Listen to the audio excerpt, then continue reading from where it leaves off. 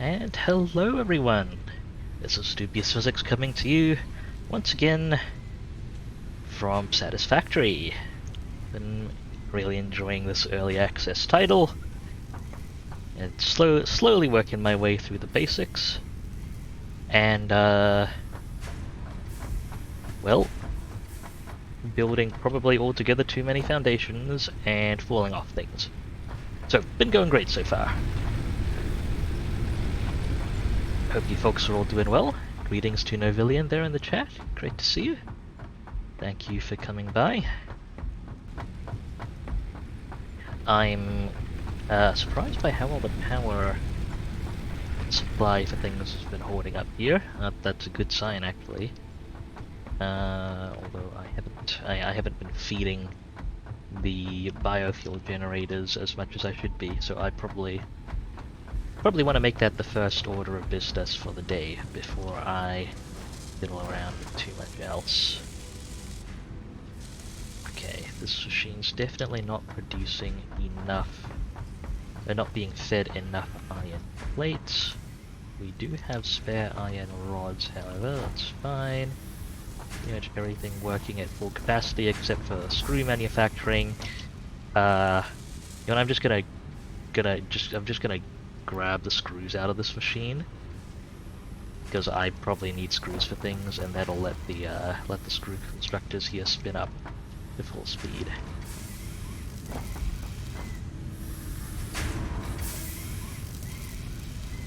But yeah, hope everyone is having a good day, or at least a decent day in these times of ours.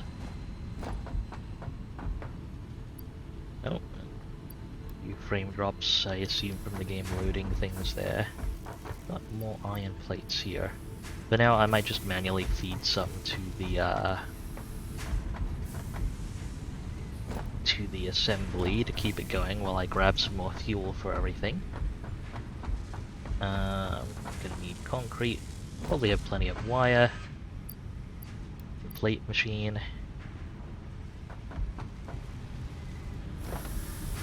Screw manufacturing should have a chance to spin up now. And let's go cut down some trees. Glad you're doing well, Navillian.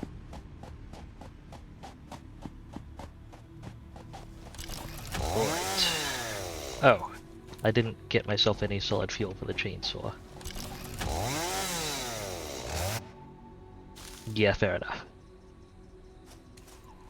Alright, I'm gonna have to do this in multiple steps then. Maybe I shouldn't grab those plants while they're still growing. It's actually many different colors, Navillian, for what it's worth, but the particular desert I've set up in has quite the strong purple tint. In fact, it has such a strong purple tint that I mistook it for the cherry blossom area at first when I was selecting it. There is kind of a sakura blossom area, but no, this is not it. Interestingly enough. Okay, I believe this was leaf processing, yes. Alright, leaves going there. Let me go put away the flower petals.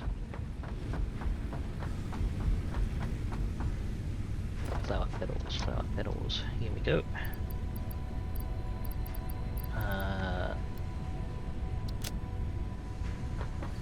Craft bench.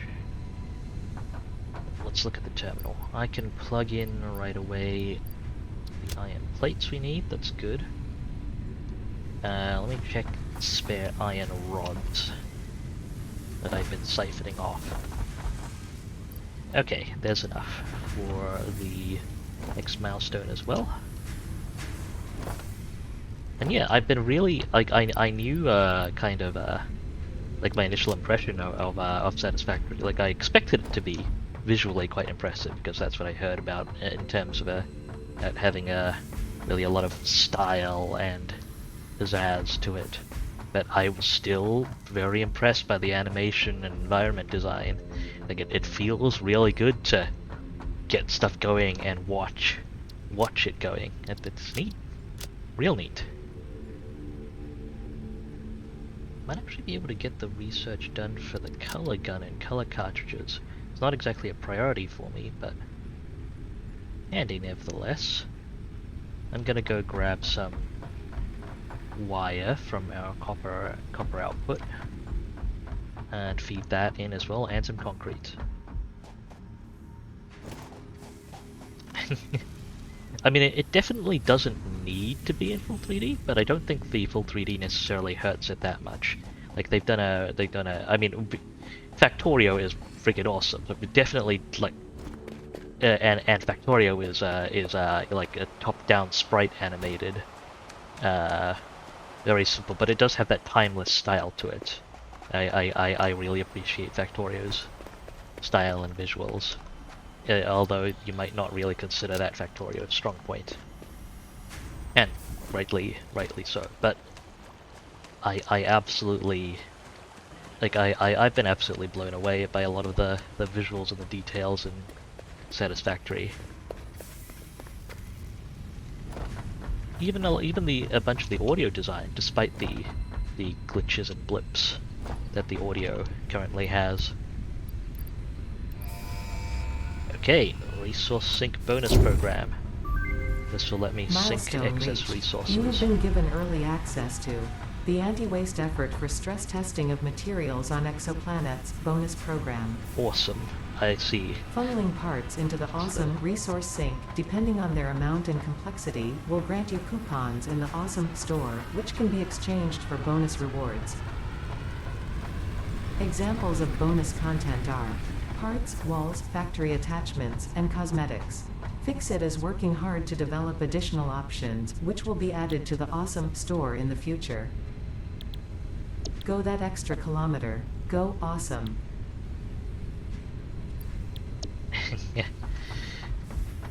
Alright. Well, let's see. What excess stuff can I afford to funnel?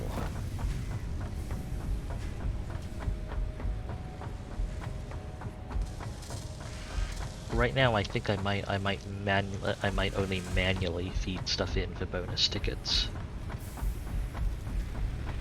So I might throw up the machine. But the machine is really handy, and like a lot of the stuff from the awesome shop's really handy. But it is 30 megawatts of power right now, and I don't exactly have a huge amount of excess parts that I'm throwing in or anything. Yeah, I'm pushing my maximum. I can set them easily. I'll throw down the store at least first, I guess. Let's make some cable. Boop. Cable, please. There we go. Put down the shop here. Is that the right way around? Hopefully it's the right way around.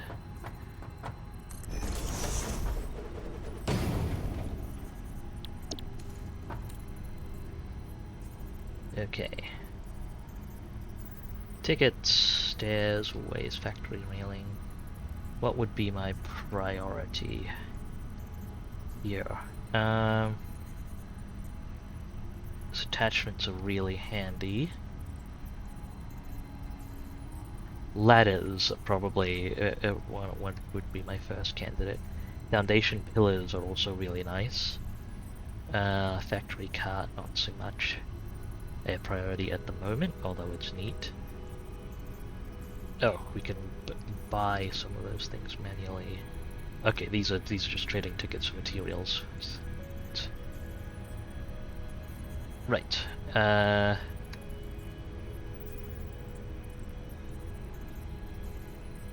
okay, so I'll favorite the stuff I want to get as priority. Factory ladder.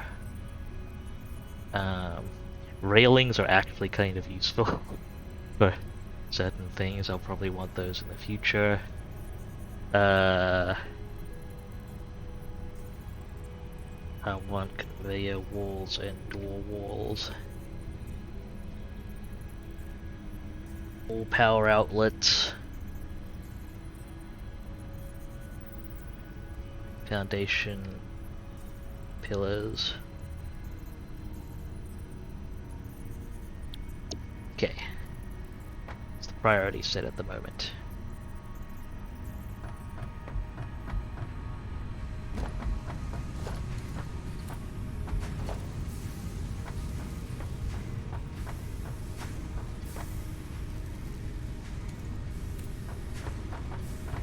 Right.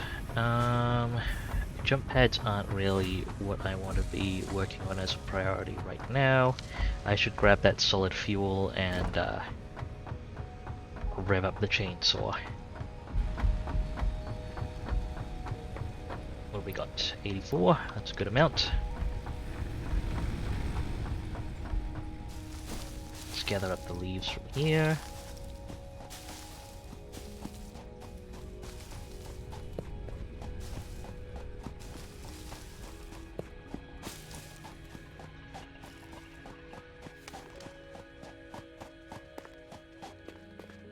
And it's chainsaw time. Good amount of wood. There's the tree, there you are. The chainsaw clears everything else in a significant area, so I don't need to manually grab everything.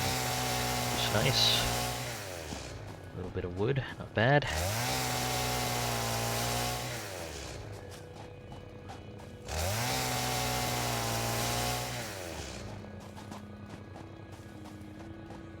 Ooh, nuts. Tasty. And probably useful. Especially if I blender into things.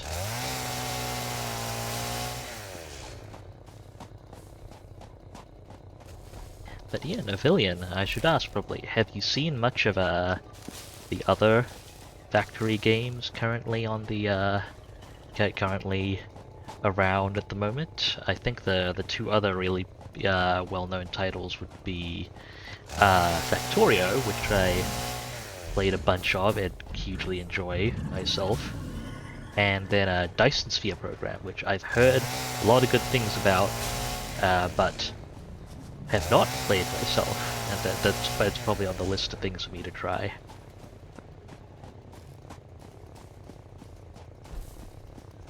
And of course, if anyone else has thoughts, feel free to chime in. I'm just wandering around here.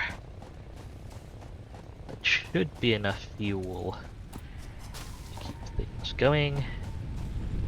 I'm just going to plug it into the manufacturers and go stash the flower petals. Ah, you've got a friend that really likes Factorio. Fantastic. Come on, put all the leaves in there. Good. And the wood goes in here.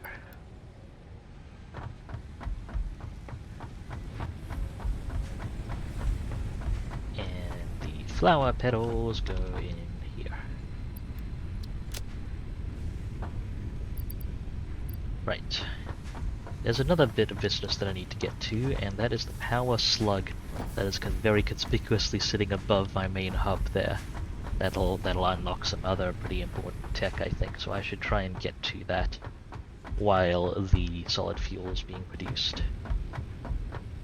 I can probably figure out a way to climb up here. It may need foundations, I guess we'll see.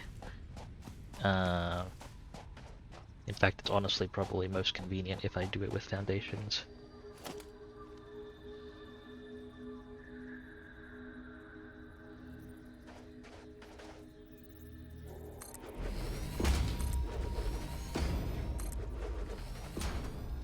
Okay, war.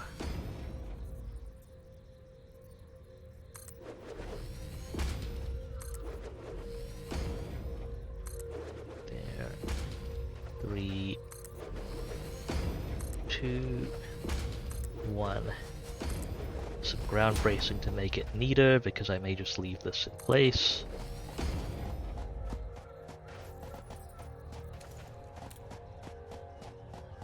Yeah, Factorio is a fantastic game. I really want to get through more of it at some point as well.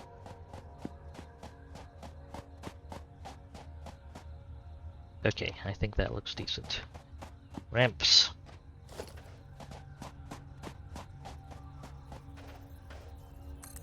One ramp.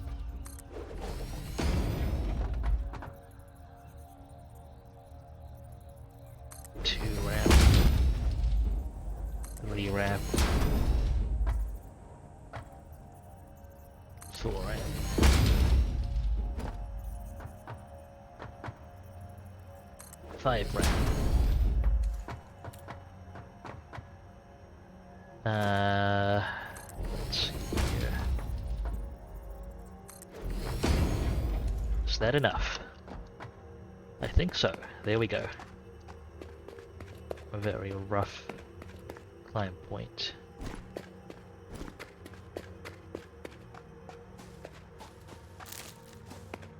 To more of this fabulous wilderness,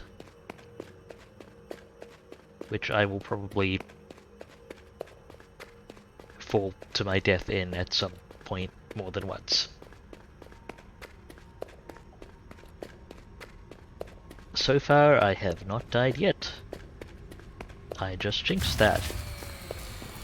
Ooh, looks like we need to plug in more storage. But before that, I need to deal with this frickin' plant. Full of bees.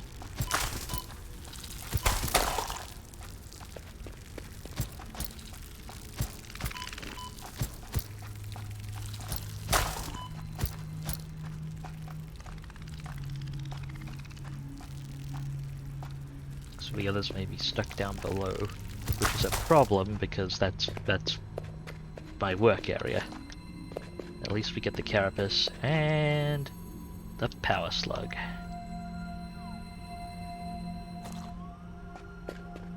This semi-slug seems to emit unfamiliar energy readings which could potentially be retrofitted into Fixit technology.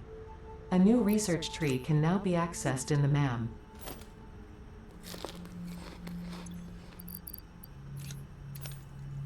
Neat.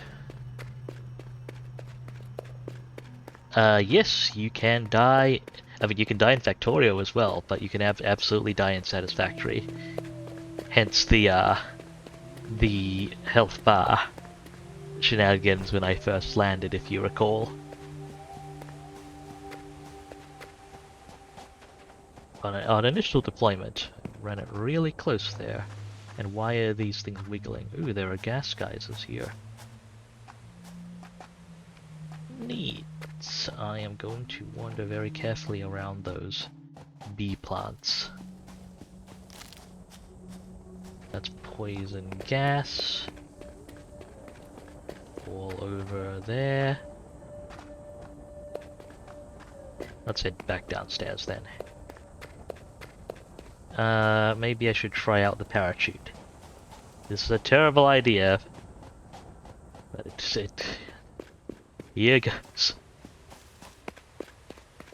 Parachute time! Wait, hang on. Gentle drop first. Parachute time! I don't think that was how to use the parachute. At some point I will figure it out.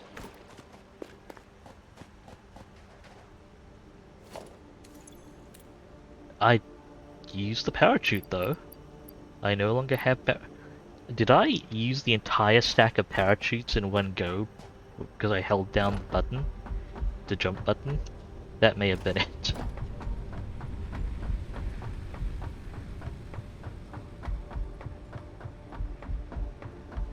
Well, let me get my health back before I forget.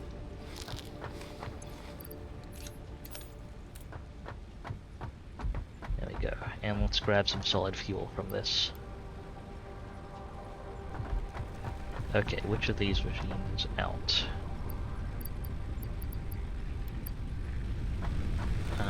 Is that enough to kickstart things for now?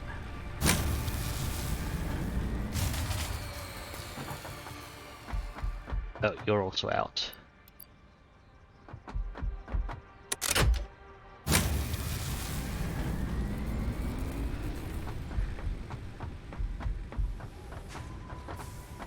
Cool. Fuel production is going again. I guess you really have to just tap space for the jumps. At least that's my best understanding at the moment. Let's grab some more iron plates.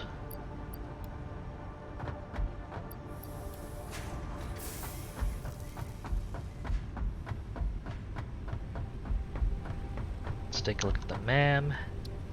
Power slug. Research it.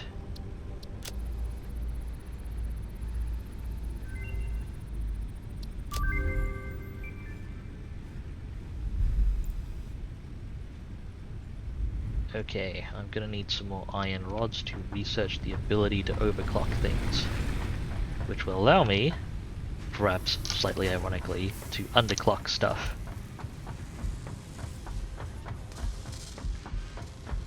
Actually, hang on. I haven't marked to the conveyor belts down in the solid fuel production line, have I?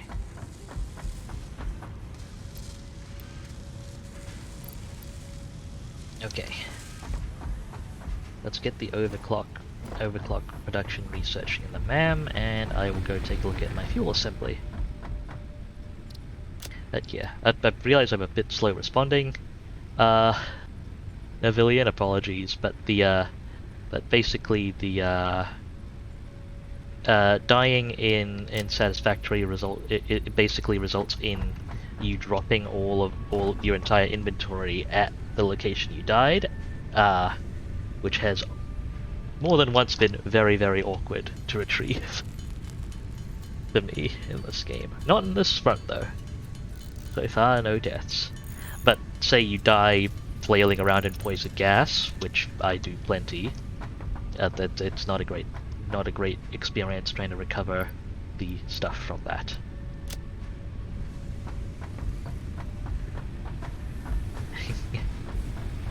Yeah, that's fine, Avillian, as well. I'm just taking a bit to think of what to say sometimes. I'm a real streamer, I swear. Okay, this machine needs a speed throughput of 120 leaves per minute. It definitely needs a conveyor belt Mark II. Let me just get that conveyor belt upgraded. It's not lining up. Well, then, there we go, come on.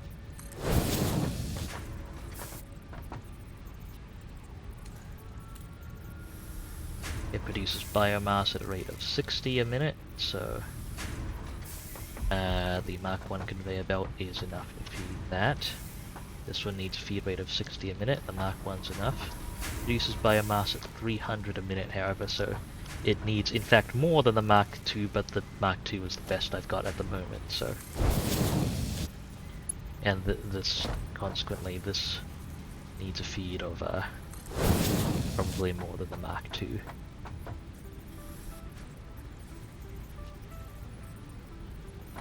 Now, this machine can take 120 biomass a minute.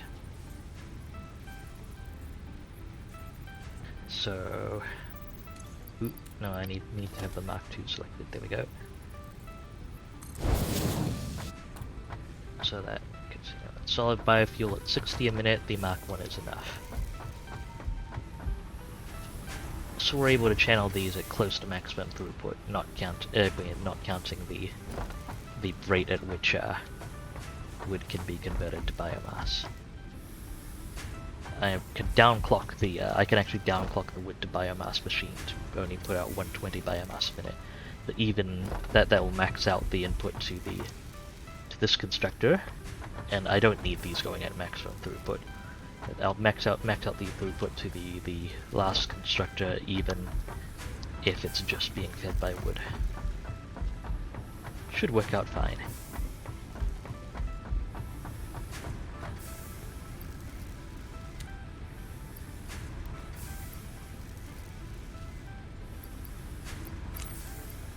Just grabbing a little bit to work the chainsaw. How much wood are we still pumping through this? A fair bit.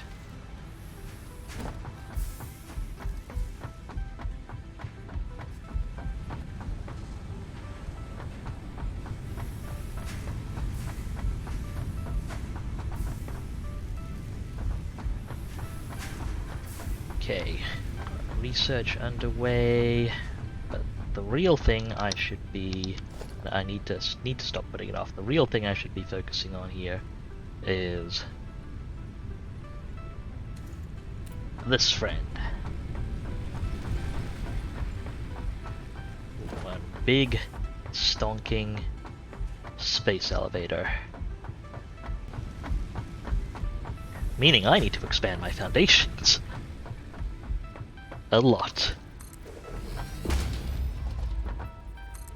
I'm a little I don't want to block off the water though. Like the water will be super useful in the future, so I want to be a little careful. And I want to leave room for expansion of our power corner here. Although eventually I will likely obsolete biomass burners. But that is a day that is not today.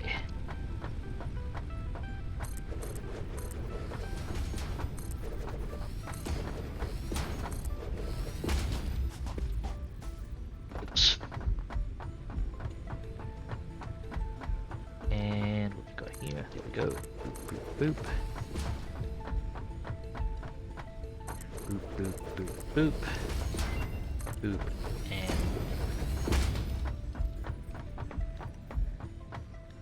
okay, laying out foundations not going too terribly.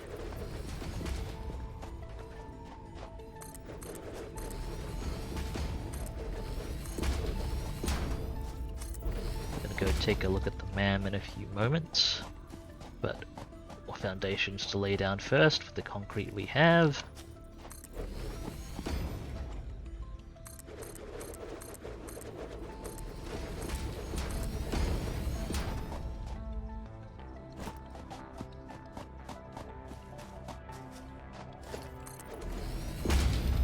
Okay, that looks passable. Now, what do I have enough to fit? The big thing I am trying to fit though. I think I actually might have the space, almost. A couple more layers might have it. Let's go take a look at the map.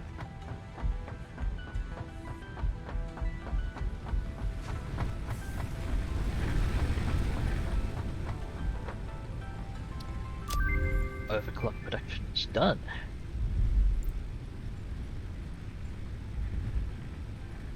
Buildings can now be overclocked with power slugs. Fantastic. I can now fiddle with that. Let's research the ability to scan for slugs with the object scanner. I believe that's with the object scanner. And now I need to run around tweaking the clock speeds for things. Okay, we're putting stuff out at 120 for a minute.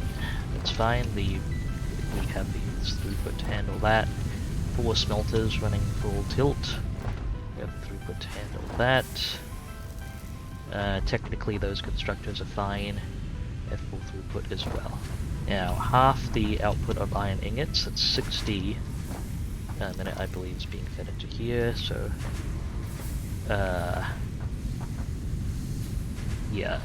so 30 a minute into there,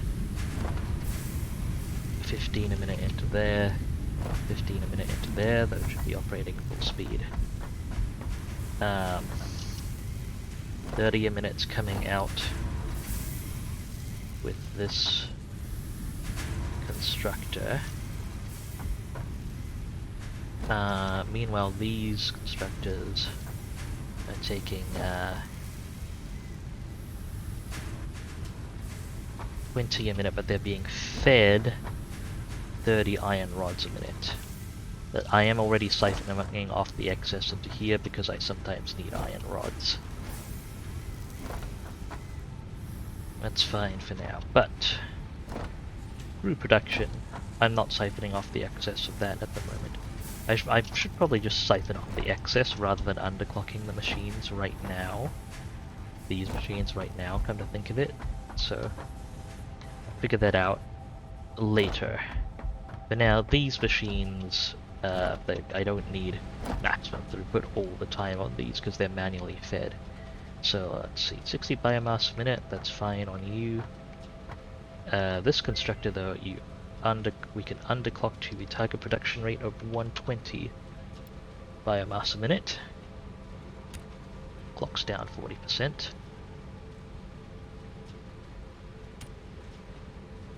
And that will put out, even if we're just running off the wood constructor, that will still feed the solid biofuel constructor perfectly. Now let's go ahead and top up all of our burners.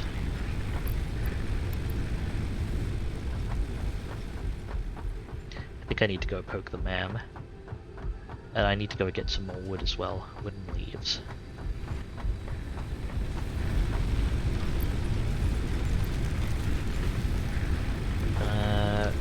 Let's split the stack.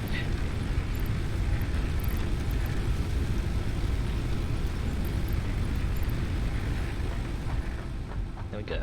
Split up. Now, I believe that's for the object scanner.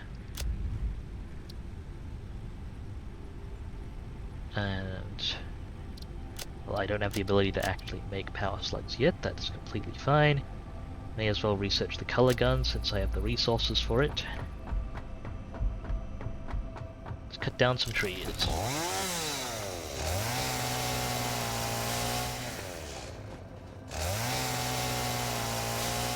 Space will be useful.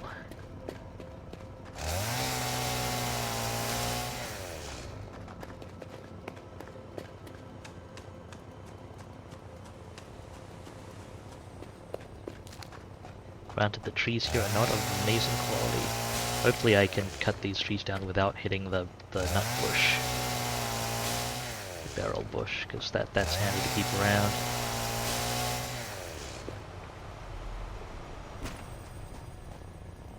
Grab these leaves and flower petals.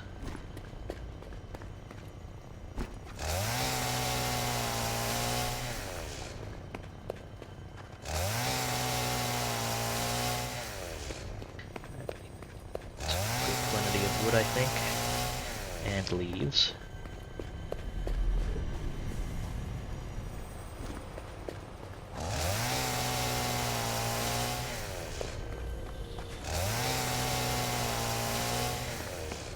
Let's grab all the concrete I can because I will need it.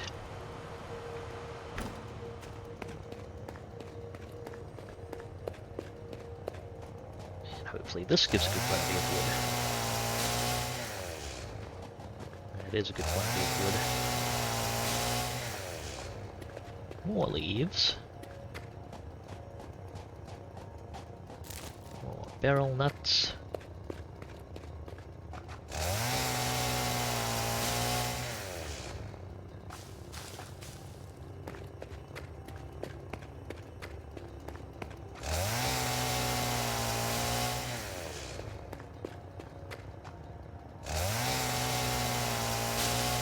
Okay, that's probably enough wooden leaves for now.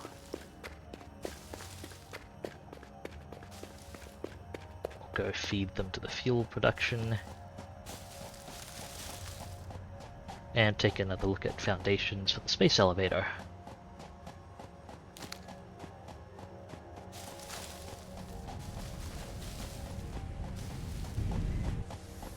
Also gonna need a lot of wire. Fortunately, there's a lot of wire standing by.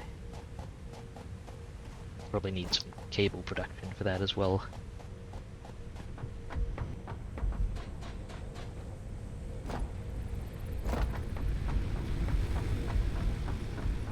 But I need to put together another burner for that. Honestly, I should probably put together another burner for that. Okay, wood. There's the wood.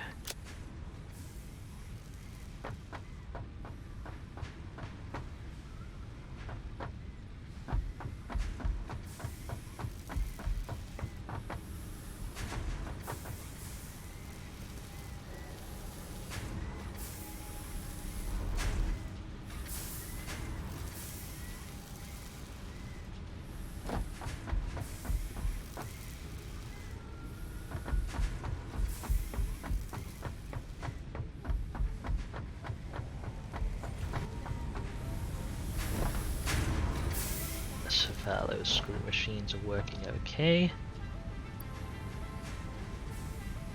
Yank some of these screws out.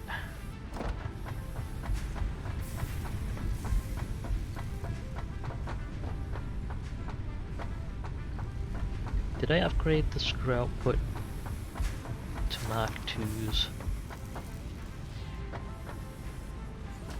No, but then this only needs a 60 input rate, so Mark 1's fine there. at least for that machine's input. Okay, color petals. Flower petals, color petals. Well, it'll be color petals soon.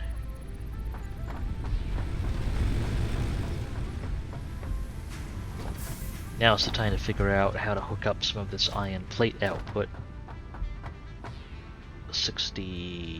40 a minute to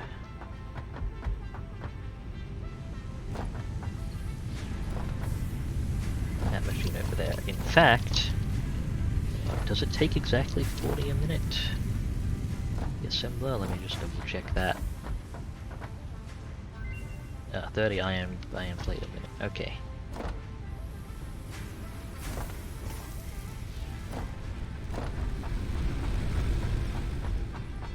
Take a look at the MAM. Color gun is now ready for assembly. Neat. Let's finish off this tree with some flower petals.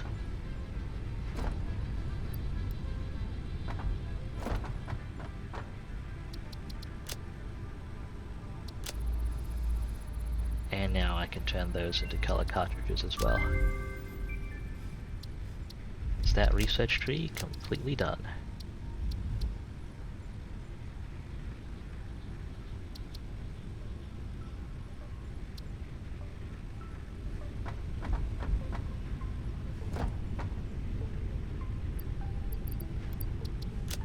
Not planning to recolor things immediately though, so we're okay for now. So basically I need half of the output from one of those machines.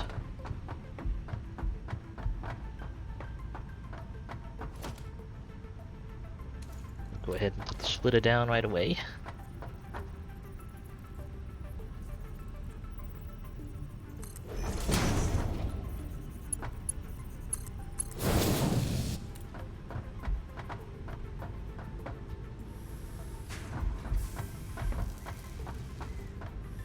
I am going to need some poles. Do I have the conveyor? Yes, I have stackable conveyor poles. You are some of my favorite things ever. I am going to need you. In fact, I'm going to replace the conveyor foundation. I love these things.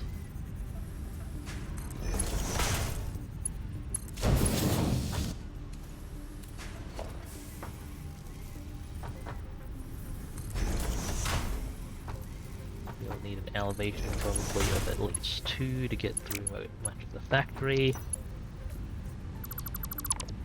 Okay, that's a little too close. 1, 2 over.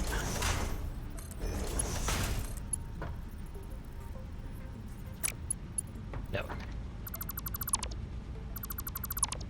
Right, remember the spacing for these. 1, 2. No. 1, 2, 2, 1, 2.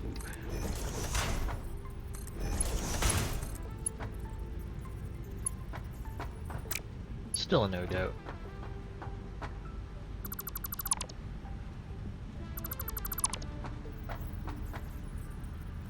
Okay. 1, 2, 3. 1, 2, 3. There we go. Using one marker pole to remember. I think it may actually be easier to do the elevation first and then the turn.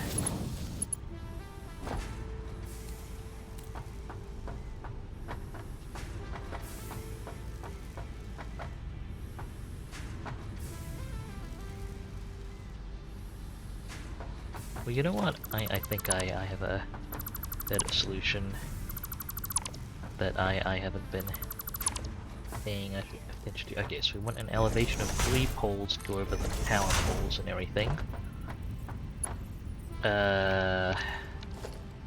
Conveyor lift, Mark 1. Mark 1 will definitely do the trick. Okay. I think that's the right elevation.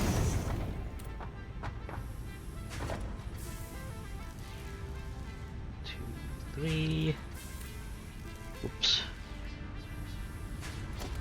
1, 2, 3.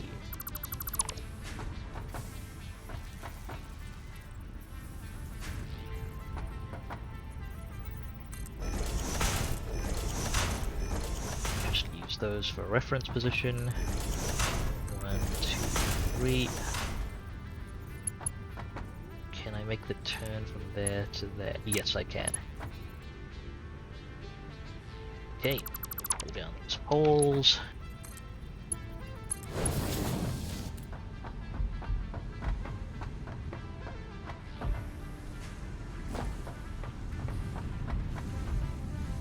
And over on this end, I'm gonna have to put some receiver stuff with more foundations to boot.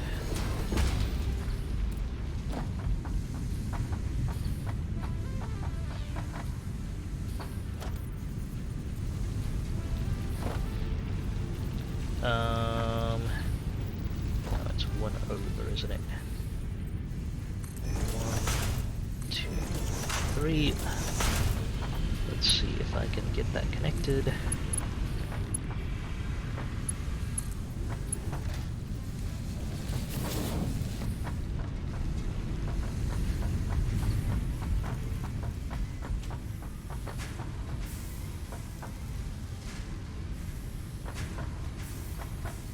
I'm going to want to put down a merger onto this.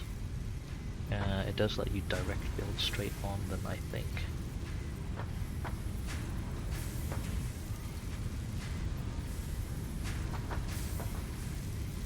How aggressive do I want to be with the placement? I want to give stuff a little bit of room.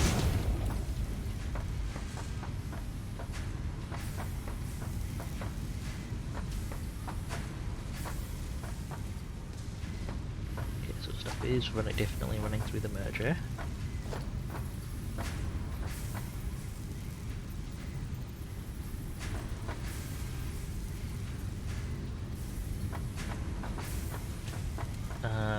Right, let's get the conveyor lift feed set up. 1, 2. I think that's the right height. I'll have to check actually. Let's see. 1, 2, 3. Yeah, that's the right height.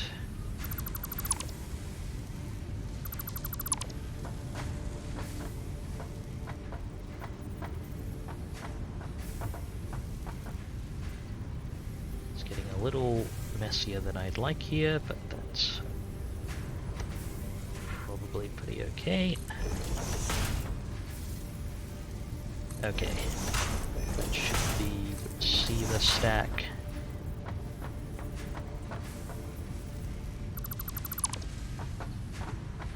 In fact, hang on, I can move the receiver stack 1 closer, I think.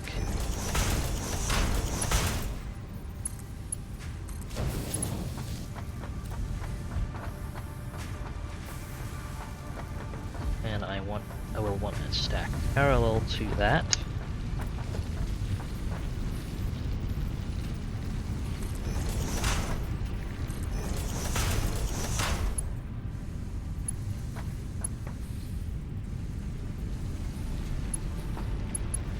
In fact, I can rearrange these.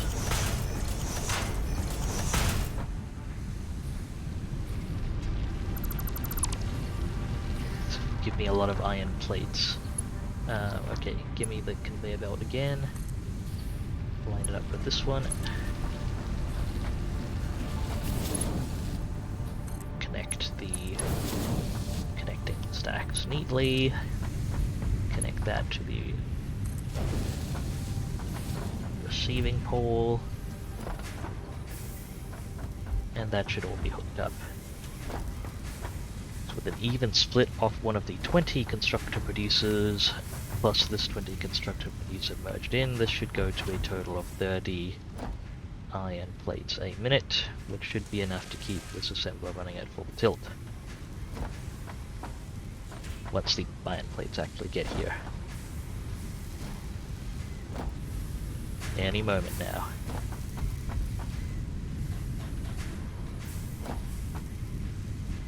Okay, they're on their way. Now I could underclock one of the screw machines. That doesn't seem super necessary at the moment.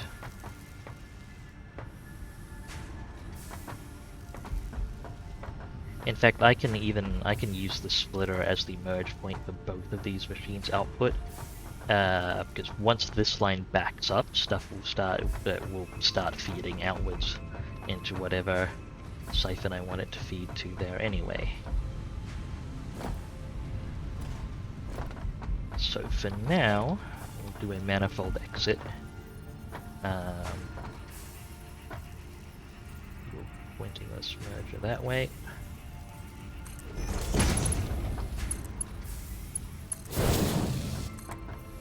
We'll hook the output of both machines up.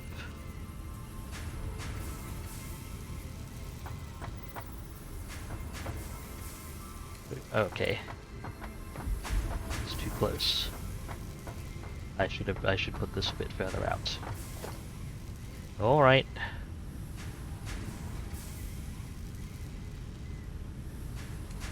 That was what I want to do. To pull down the lift. This belt. This splitter. That belt. That merger. That belt.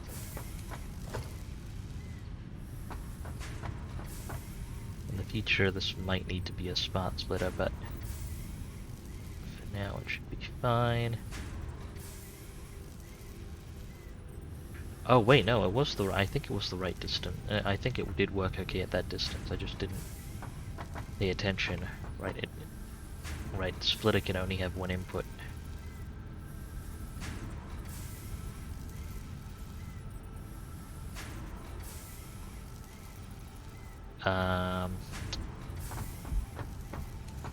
I'll set up the merger here at least. That's probably best I handle both inputs anyway.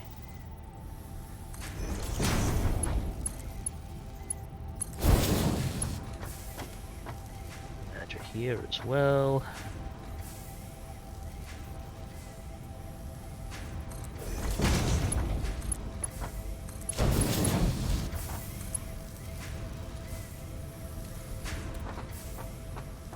No, that's not good. That's that merger is in the wrong spot. That's better. What should be.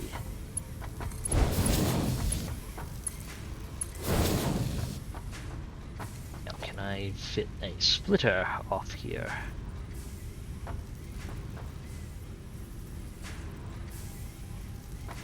And how far in can I shove the splitter?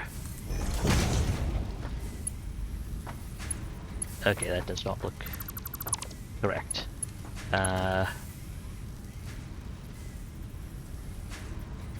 Maybe able to do it this way though.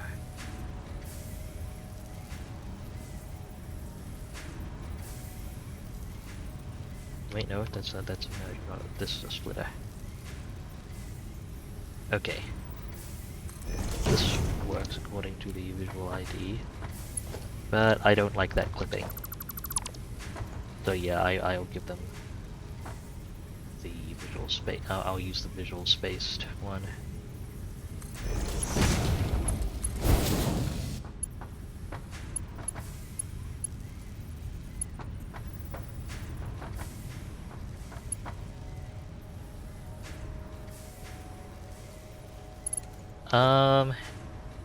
Navillian asks, how much does this game appeal to your engineer brain in terms of how realistic it is? I mean, it's not strictly realistic in any sense of the term, I think.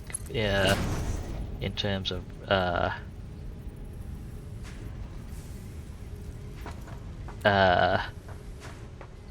but it definitely is it definitely involves a lot of the problems you tackle in engineering. Those are definitely part of the game.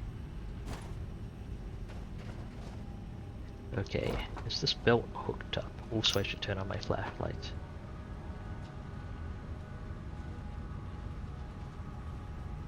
and it's honestly the side of the problem, like getting things to work together with each other in the right ratios so that stuff's optimized in terms of throughput. Nothing's too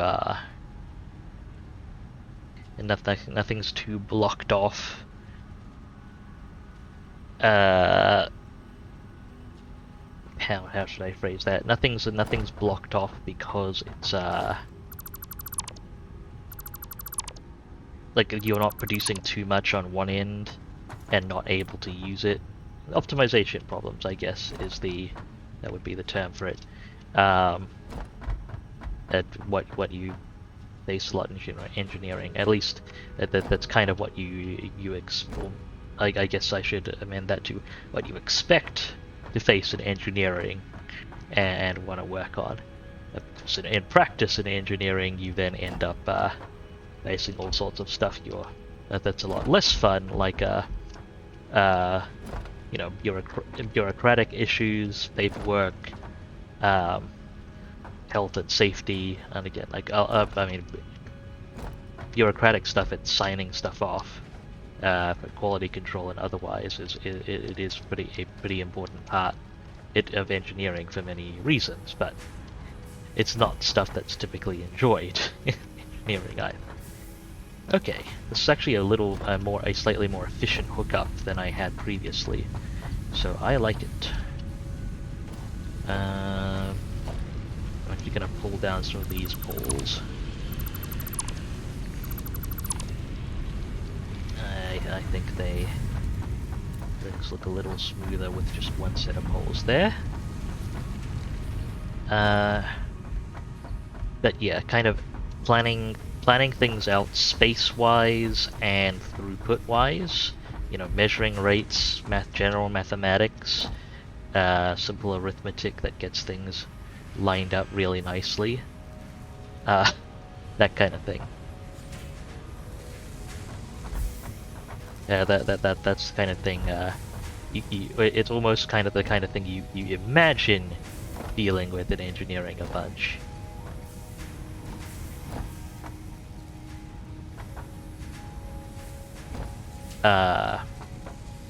What it's worth. Now, this merger isn't hooked up, is it?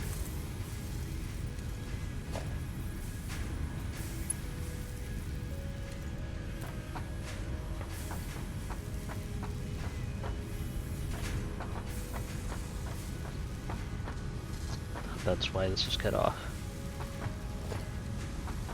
And yeah, I am allegedly a qualified engineer and everything. I've studied dealing with those aspects of things. Okay, break down the merger and rebuild this conveyor. Merger is I'm pretty sure the merger should be working. It's just sometimes when you plonk a merger directly onto a conveyor belt, it doesn't quite get the feeds hooked up right.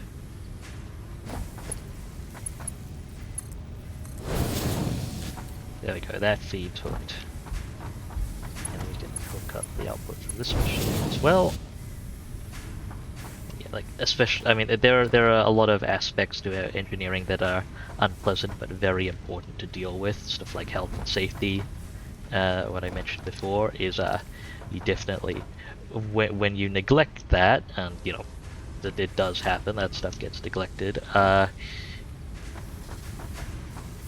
shit happens, and so it's not just stuff that comes into engineering because of, you know, business or profit regions, or you know, or greed or that kind of thing, which you know, which definitely puts a damper on things, but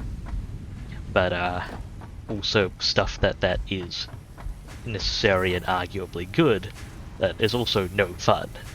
That kind of stuff happens in engineering a bunch as well. I think one of the appeals of factory games to engineers and people with engineering brains, programmer brains, another example of people who might not like being referred to as engineers.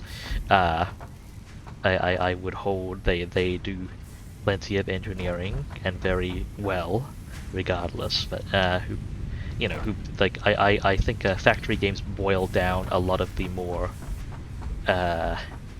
involved aspects of that we like dealing with, that we signed up to deal with. It boiled down a lot of that. And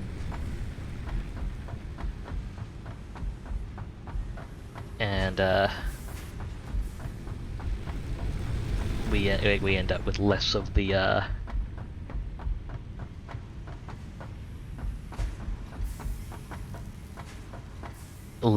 stuff we did not, I suppose. Okay, one storage container off here should be fine. That lines up nicely. And it's 20 each. Yeah, a Mark 1 should be able to handle a siphon of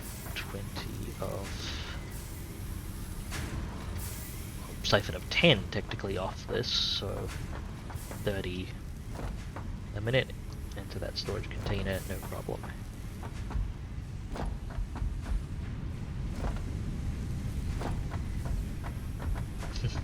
Yeah, there's I'm not sure if that's exactly what the was referring to, but there is a bit of the kind of classic tongue-in-cheek, or maybe not so tongue-in-cheek, kind of interdisciplinary rivalry between people who prefer to be called stuff that other than engineer, and the people who are more engineers, I guess.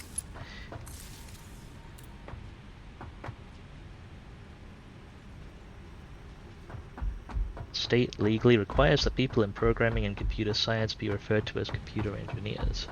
I see.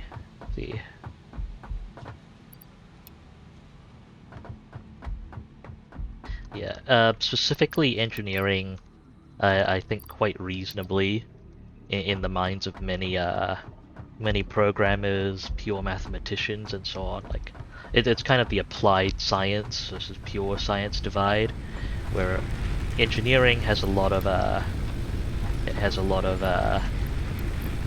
in engineering you have a lot of cut corners and approximations,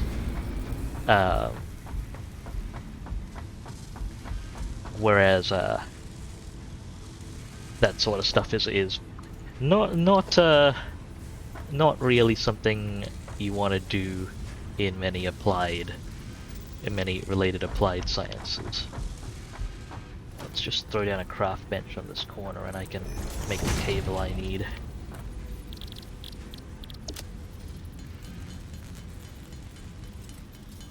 But I feel like I kind of personally refer to the whole that whole particular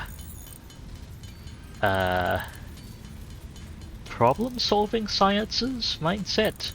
I'm probably speaking more generically than I should be, but that particular mindset that is shared by many programmers and engineers of just kind of approaching a problem, picking it apart and solving it in an intelligent manner. I don't know if if I'm describing that adequately. That I tend to think of that as an engineering brain. In a manner of speaking. Okay, we're producing 80 screws a minute, and we're using up 60, so I can siphon off some of this, but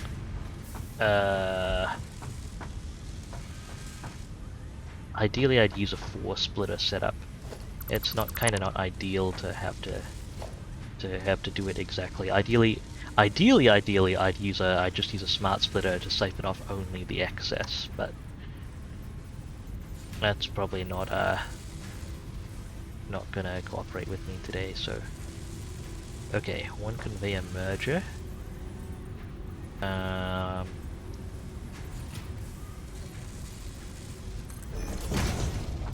I'm actually gonna do is pull apart this ramp, replace it with a flat foundation. Because I need a bit more working space. Feel better there. Okay, conveyor splitter. Lined up on that there. Come on, where's the input? There we go. So we split off. We split off 40 when we merged, split that into 20s again, and we're gonna merge 20 of that back.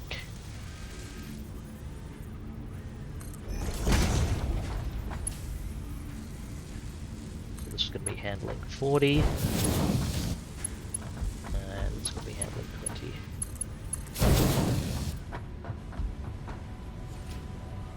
Except the splitter isn't actually operating.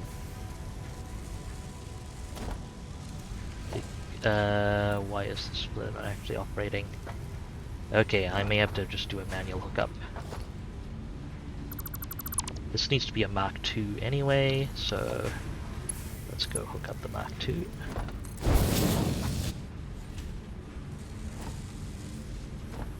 So that's going to be 80 coming in, 40 and 40 coming out.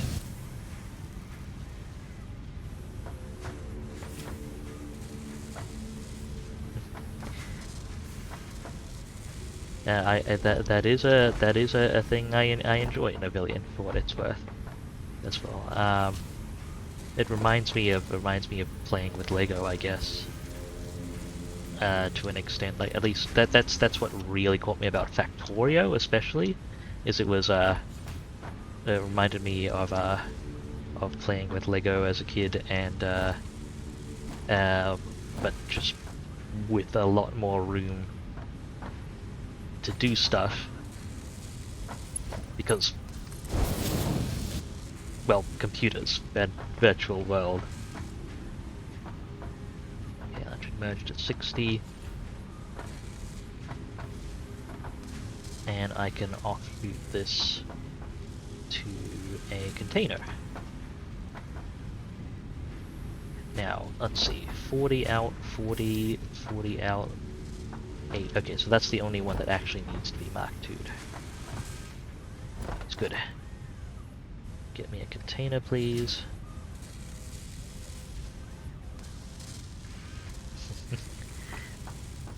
I do still really like Lego, and definitely enjoyed it as a kid. I kinda... It's kind of I didn't realize as a kid, but I don't that it is kind of sad to me now, though, how much of a privileged realm being able to play with Lego was. However,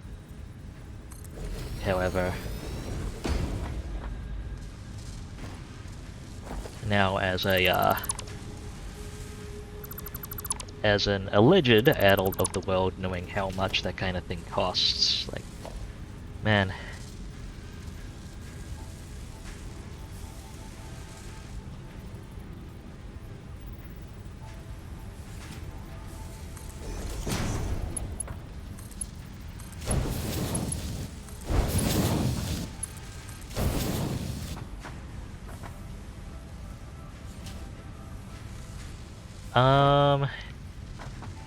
I mean, I feel like I was a kid not that long ago. I could be wrong. But yeah, I think Lego's always been a bit on the pricey side, if my understanding is correct. So it's I'm grateful I got to play with it. It's really cool, and I hope more kids in general in the future get to play with Lego, because that shouldn't. It's like, especially like when you think about it from a geopolitical standpoint, which I'm not an expert at this at all, or even like even an expert in passing. But just thinking about it, like it's because Lego, at least for me, was one of my big inspirations. Hell, I did my first programming on Lego kits. You know, so like it was my start out programming. So if that, that inspired me to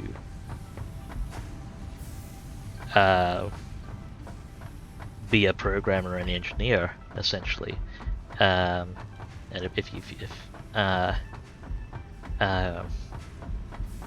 so if you look at it geopolitically, you look at it, where underprivileged communities, tend to have kids having a lot more trouble getting an education in various fields, with a much narrower range of fields, which they end up being expected or allowed to work in. And yeah, it was the robotics kits. I was a fairly privileged. It was the fancy Lego Mindstorms robotics kits. Really neat stuff. Not cheap though, and it should be more accessible. And it's. I hope it does not continue to trend down in accessibility, because that kind of stuff is really, really useful to developing kids, I think. And I mean, that said, much more I will say much more cost effectively, I think stuff like Minecraft and construction design factory games like Satisfactory and Factorio it makes that space accessible. It makes that accessible much more cost effectively.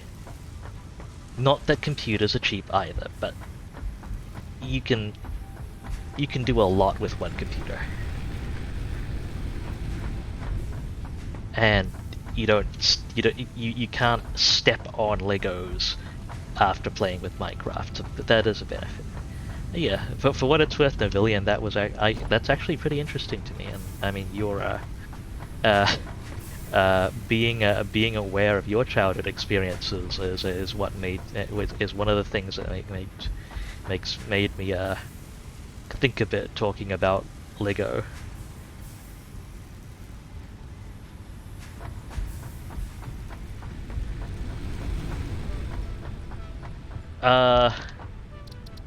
You could run Minecraft on a toaster, but it would be a costly and not very useful toaster.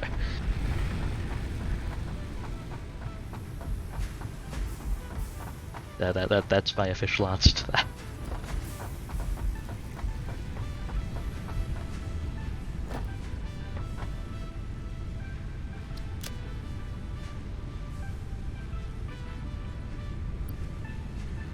Okay. Well, these are hooked up nicely. We've got fuel in the burners. I think it's time to expand this layout a little bit more. And greetings to Ro. Hello. That's great to see you, Ro. You get to come on here. Come on. You get to come on here and listen to me talk about my privileged childhood. Seriously though, I really loved Lego as a kid, and it's and my appreciation for that is a big part of what made me who I am today, I think. So that is a thing.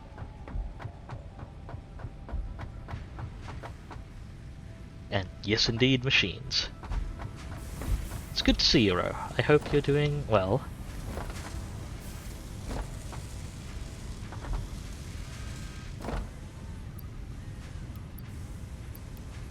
I hope you're doing excellently, in fact.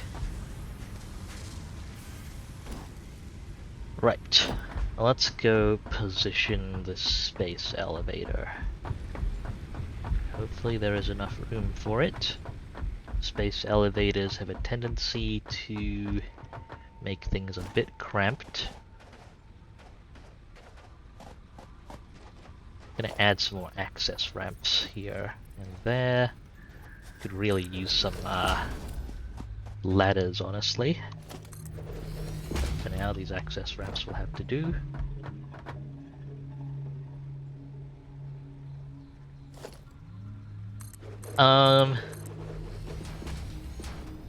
As you may or may not have guessed, Novillian, knowing my extremely by-the-book, strictly set childhood, I was not allowed to deviate from the set guides. So I got pretty good at following them, and I know a fair few tricks for optimizing part assembly, getting around tricky part connections. I like to think I'm pretty good at putting things together, but I did not deviate from the set guides.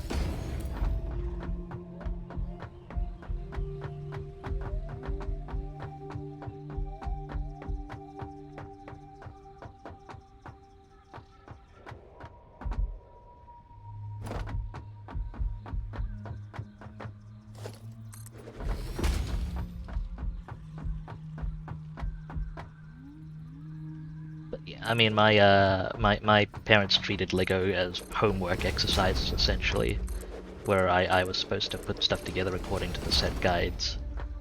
And then I got to play with the assembled set. As a reward, I suppose. That's kind of how it was laid out. Oh, I think I've seen some of those videos recommended to me, row here and there. But yeah, I really respect a lot of people who, especially at the robotics kits, who put together. I mean, I've always, in fact, I really looked up to that stuff as a kid. Respected people who put together such neat stuff with the outside of the set guides with Lego.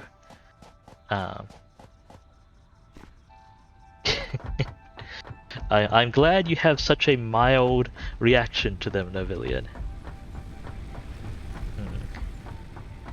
Yeah,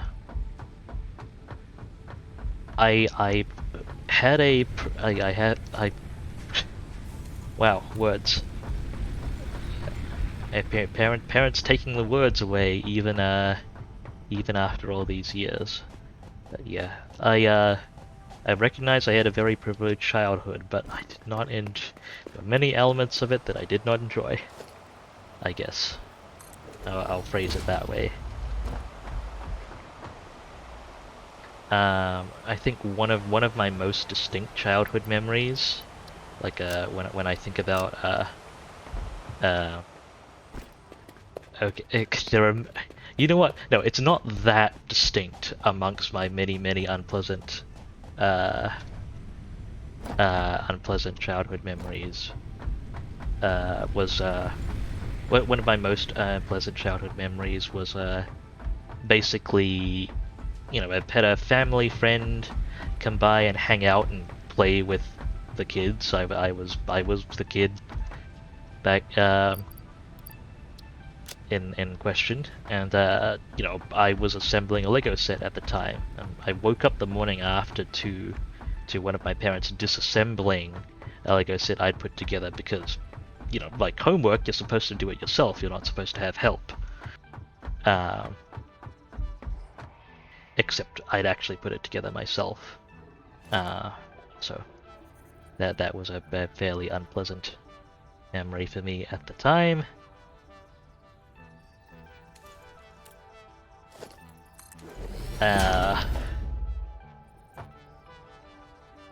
Although not that high on the list, I suppose. Right, can I please get the space elevator lined up with the edge of the foundations, game?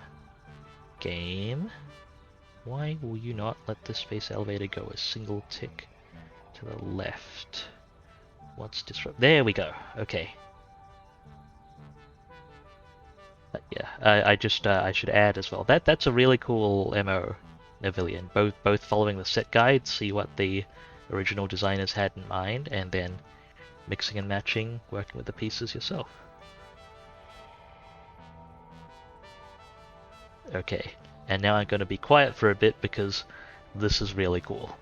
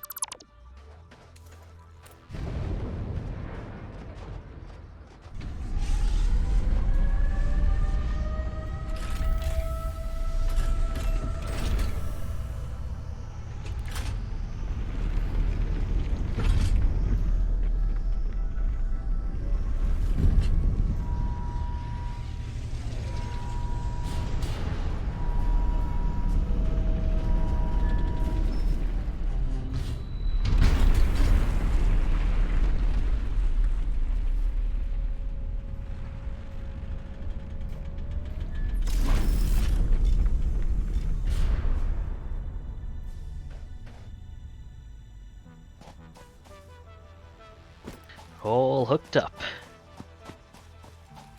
I need an access ramp here. I can't jump high enough to get over to get up a 4-meter gap. Okay, thank you, Rock. Right, space elevator controls. I think it meshes nicely at ground level. There's enough clearance. Cool. And the feed ports are nice and accessible. Good. Good. Road, that is also really cool. Did you have paleontology dreams as a kid, if I may ask, Ro? Like I did at one point. Okay, we're assembling the platform. Project. Load resources. We need smart plating. For that we need to make rotors. How many rotors are needed for smart plating? I only need 50 rotors. I can actually manually assemble that faster than I could put up a dedicated assembly for it.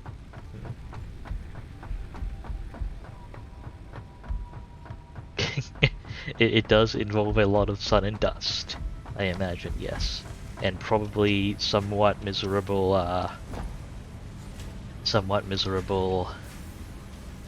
levels of humidity and so on in some other situations. Okay, iron rods and screws. Let me just review.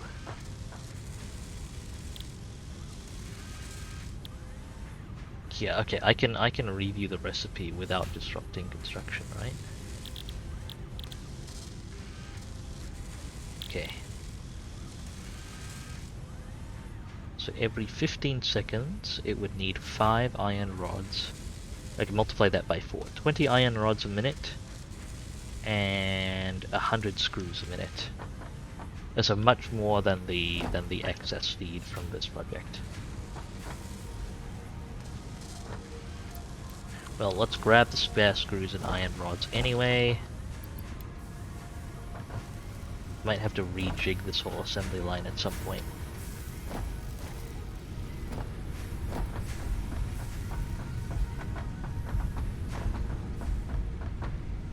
But then I'd love to have the better screw recipe. Yes, for now, let's make some rotors. We need 50. And by the look of it, I'm short on screws.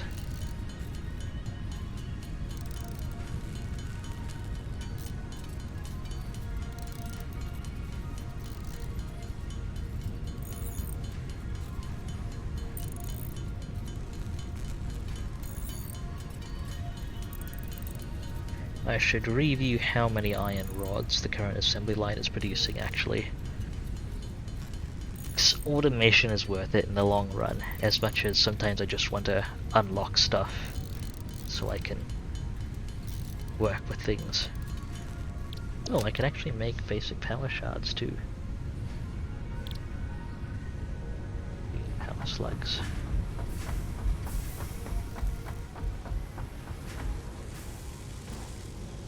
Okay, let me review how many iron rods we're producing. We've got we're producing 30 iron rods a minute and consuming 20, so with an excess of 10. That recipe requires 15. So we can't, unless we kind of merge outputs, we can't really just run off the excess here. To make more iron rods, I'd need... Oh right, I'd have to switch iron plate crafting.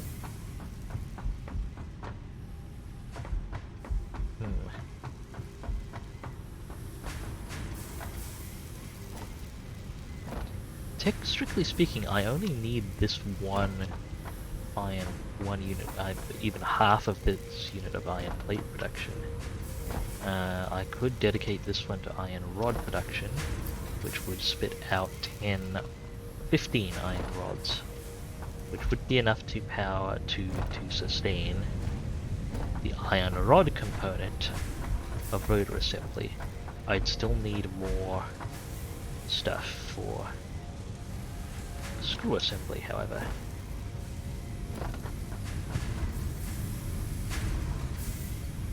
Additionally, my iron plate requirements don't neatly line up.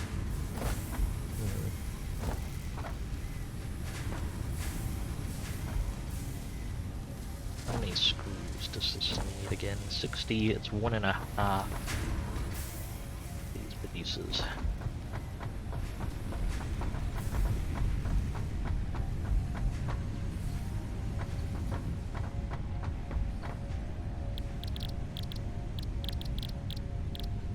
Okay, let's not work on that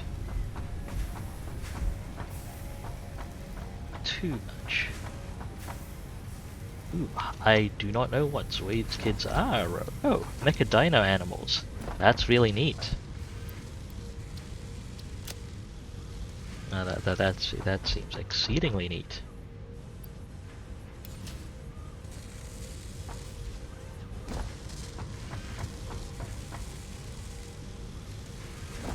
Forced iron plate. Screws. Let's go take a look at manual assembly again. It's the wrong interface. Rotors. As ever, I need more screws. I guess I can assemble screws faster than machines necessarily can, but that said, do I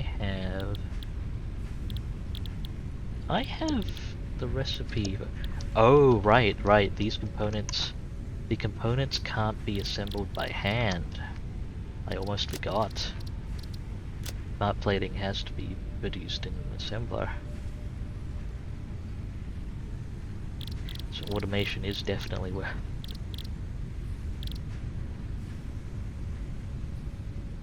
It's like Gundam, but with dinosaurs and other prehistoric animals with guns, Rose says. You know what? That sounds fantastic. Not something I'd have been allowed as a kid. Sounds absolutely fantastic though.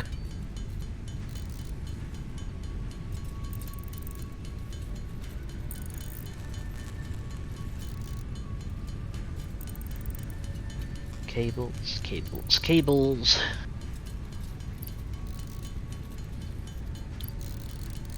Used a few more things than wire, I think, so we used a little more than wire swimming as well.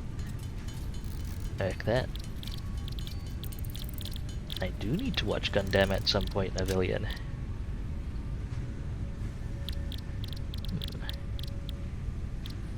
Yeah, I know you can burn colored cartridges as fuel if you really need to. I wonder if that's technically more efficient than raw flower petals.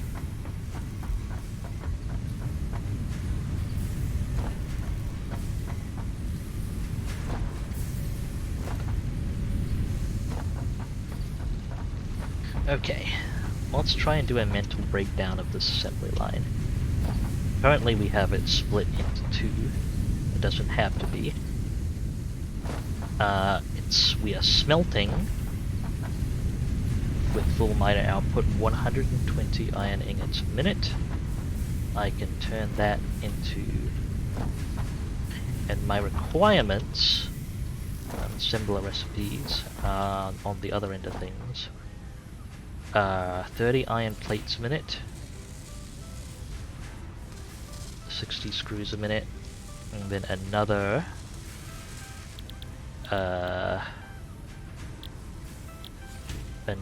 15 iron rods a minute and 100 screws a minute.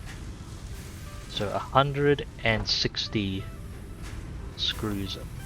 Need 160 screws a minute. So that's 4. 1, 2, 3, 4.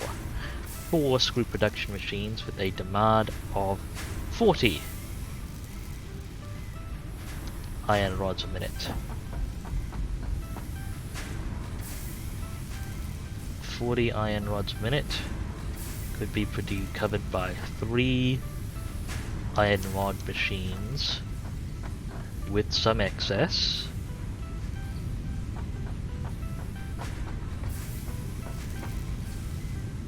Yeah, it's not definitely not something I do on Twitch personally, but yeah, we should absolutely hang out and watch stuff together, Ro. I believe, Ro, you still have not seen The Martian. That was something I definitely wanted to watch with you at some point. It's a good show.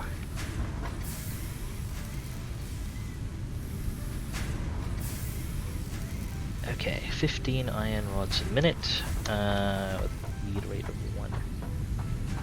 Okay, so we need 2 constructors worth of iron plate a minute, and only the 2.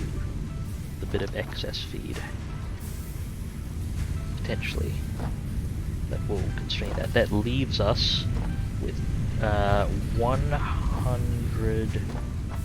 Okay, assuming we're running iron plate at half capacity in one of them, because we don't need everything. 100, that leaves us with 90 iron ingots to work with. Convert that, if we convert that all to iron rods, 90 iron, 1, 2, 3, 4, 5, 6 iron rod machines. We could get 90 iron rods a minute. 90 iron rods a minute. 40 of that can easily supply our full screw requirements. And then with a further 50 iron rods a minute left over, which is more than enough for what we need otherwise. That seems like a reasonable assembly target for a current line. That is going to require me to break down and reassemble my my current stuff. But I mean it's worthy output. So what I'm probably going to do is have all the... Okay, how many? I'm going to need to run 6. 6 iron rod constructors. That's a lot of them.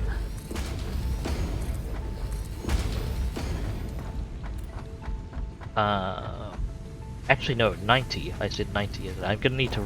I'm going to end up running 9. That is a lot of them.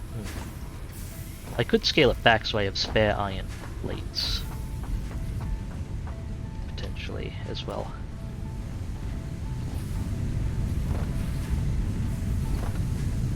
And I'm not even factoring in how stuff's gonna line up afterwards.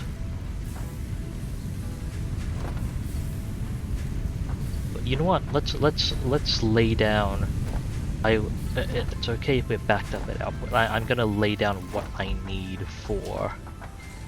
I'm gonna lay down what I need to keep an assembler running at full capacity first. Then I'm gonna consider otherwise. So that's iron rod production. Gonna need 40 for these screws, and then a further 15. Gonna verify that. 20 actually. That's 20 for the actual rotor recipe itself. So I'm going to need 1, 2, 5. That's 60. 60 or 6 machines worth of iron rod production. Okay, so basically half these smelters are going to go out into iron rods.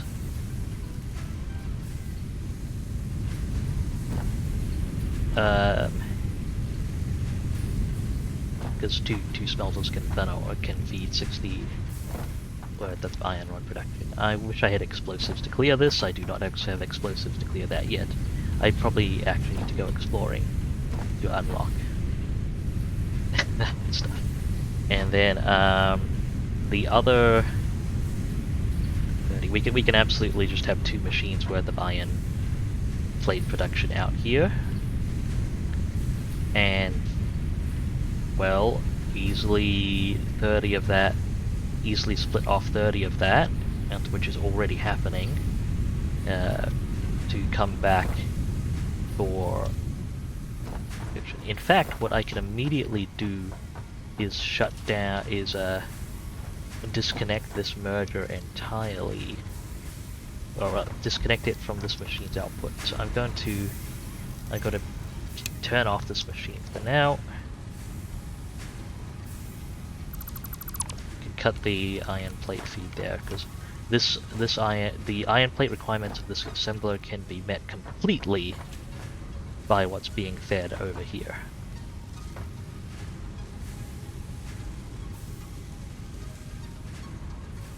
So that's fine for now.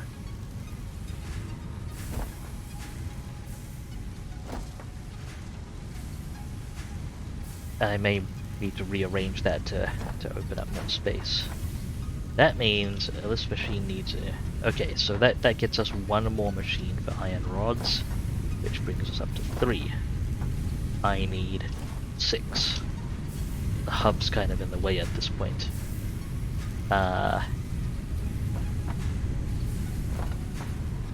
1, 2, 3.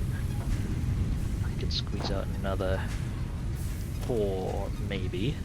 Let's see if I can fit in another, yeah, I can fit another constructor between that and the hub.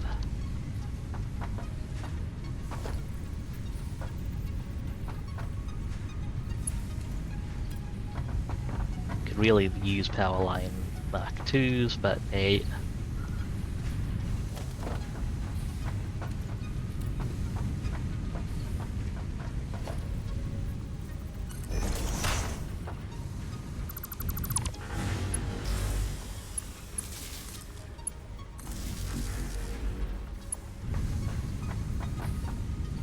Okay,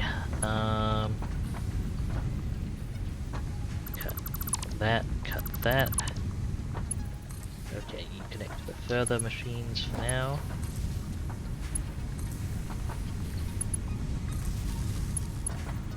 And you connect to the closer ones.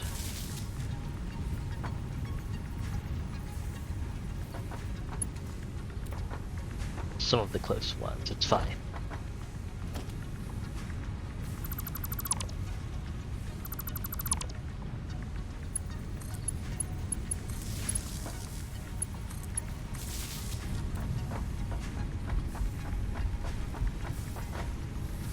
Okay, gets us to a 4th machine. I really wish that rock wasn't in the way on the other side.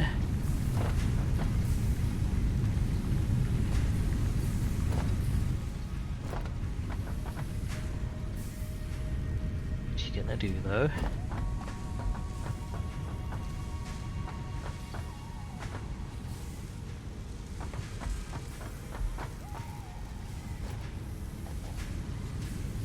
Okay, until I have explosives, I might just I might just focus on rigging up these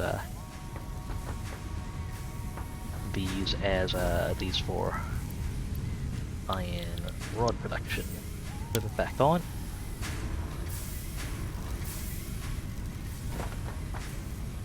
Add the rods to this funnel.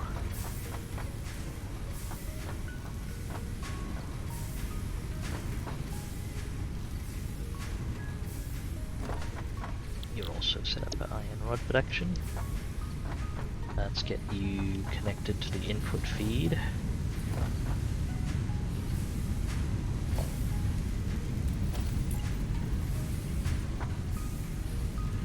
Simple manifold input. Okay, that's coming out at 60, and we're basically splitting off 10 at each machine.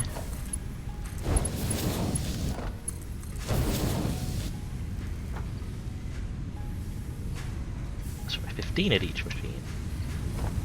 Hang on a moment, do I only need 4 machines? I may have been doing things wrong. I need 6 screw production machine. Okay. I need 60 iron rods, rather.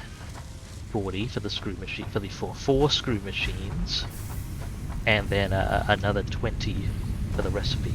But each iron rod machine actually produces 15. I'm remembering the count for iron rod input on screw machines. So I think I do actually have enough machines at the moment. Should work out fine.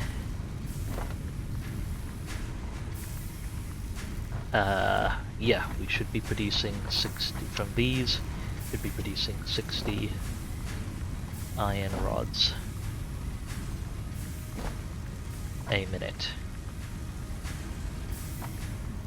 I'm gonna need to adjust the positioning on this, so I can hook up the former iron plate machine.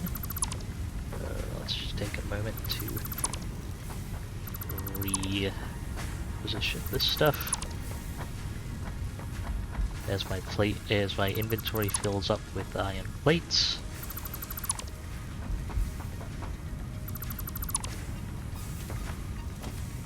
Okay, I need a conveyor lift Mark 1. Can I hook it up there without colliding with anything?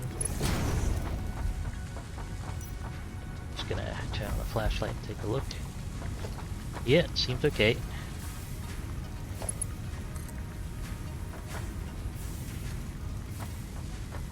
And we could do it even more simply if I adjusted the feed position.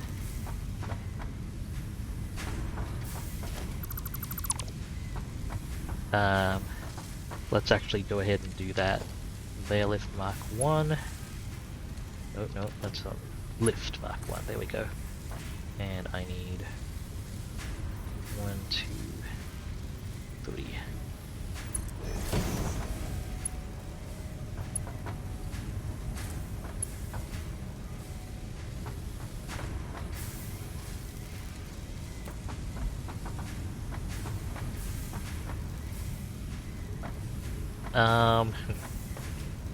I may have positioned that poorly. Let's try that a little differently.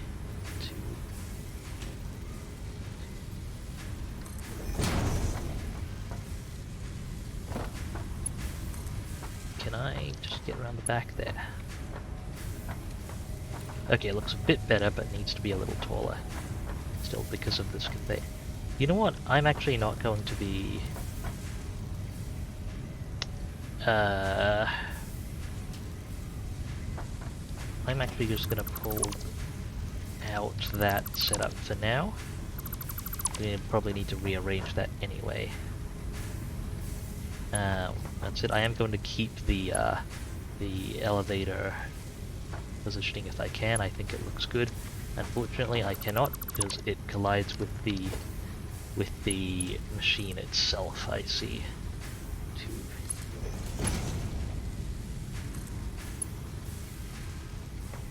That still collides with the machine itself. Okay, I'm gonna need to do some explicit positioning here. 2, 3.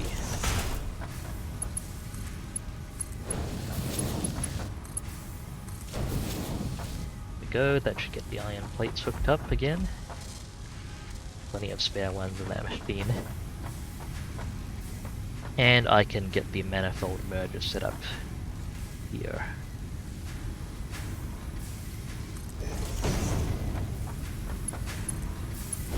It's 15, 15, 15, 30, 15, 45, and 15, 60. Where's the merger again? Actually, do have to put out the merger there.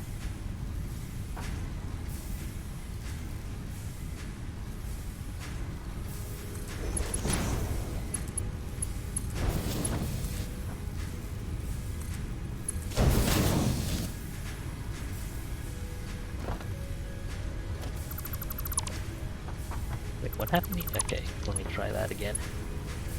What's wrong with this merger? I think I pointed it the wrong way.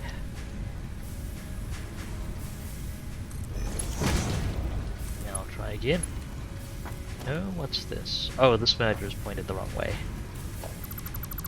Better reorient the merger. Now that it's pointing over here.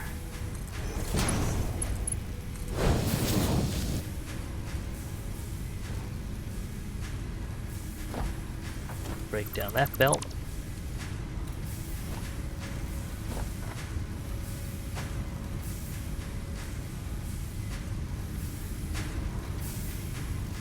That's being unloaded adequately.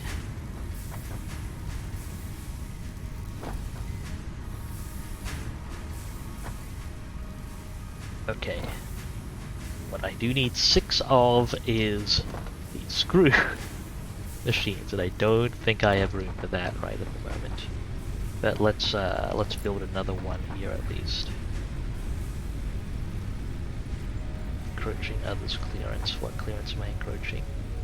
I think it's this power pole. Right.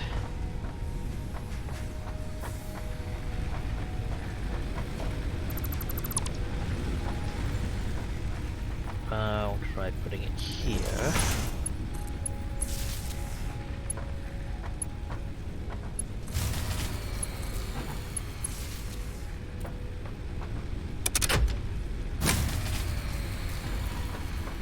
Okay, what's not connected? Or is one of these burners out? Or was it just... okay, it was just being finicky. Fair enough.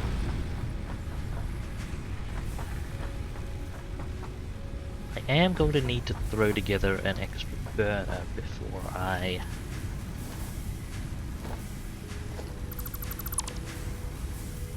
finish up this assembly. This conveyor splitter should be fed from the right. I think that's aligned correctly.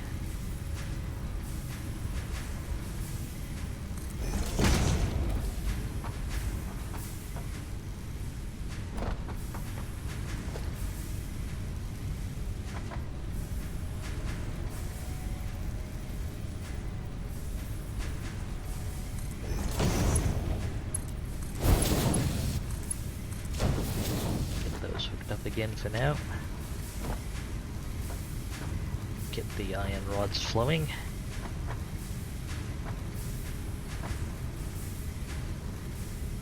Hopefully these ones are flowing as well. I may have to re-poke the splitter though. Sometimes they don't connect correctly when you replace them. Yeah, I think I have to rebuild this belt.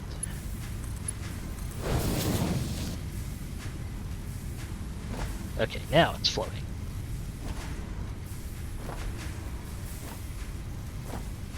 I have to rebuild this belt as well, I think. There we go.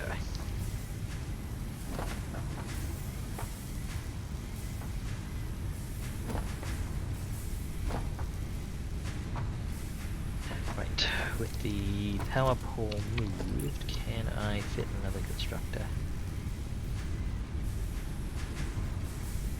Yes.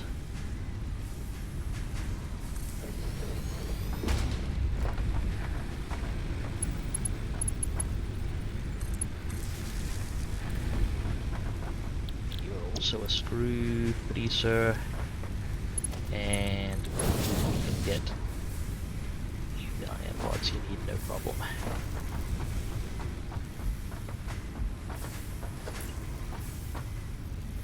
Merger pointing that way. That's all lined up.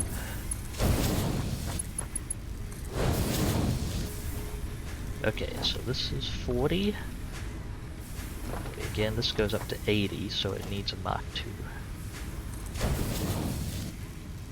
And goes up to 120, maximum throughput of a Mach 2. It splits to 60 and 60, so Mach 1s are fine for that. Technically I'm putting 30, I'm splitting off 30 and feeding 90 to this machine.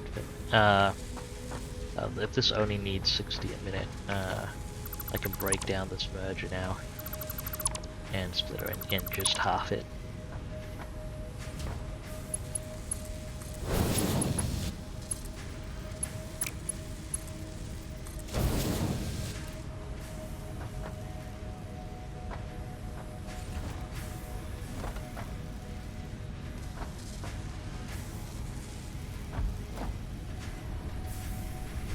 Some increased throughput. I am going to need space for more, if I'm gonna need space for more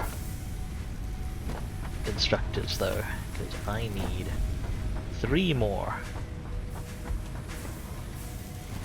screw assembly machines.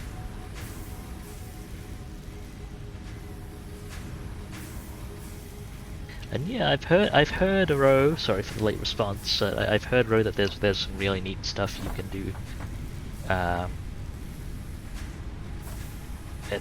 with Minecraft monster assembly and automation. And yes, I think there's plenty. There's a really solid case for plenty of ear protection in this work environment. Okay, back-to-back biomass burners.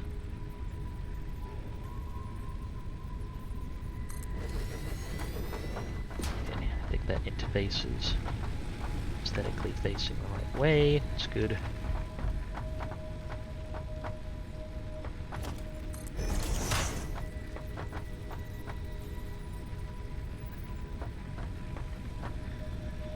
Yeah,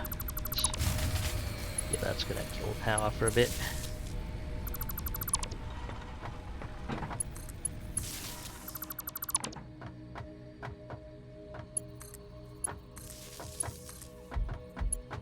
One, two. There's some slight clipping, but that's hang on a moment. Let's see how the clipping. I remember why I hooked up the power lines the way I did before now. It was because of the clipping.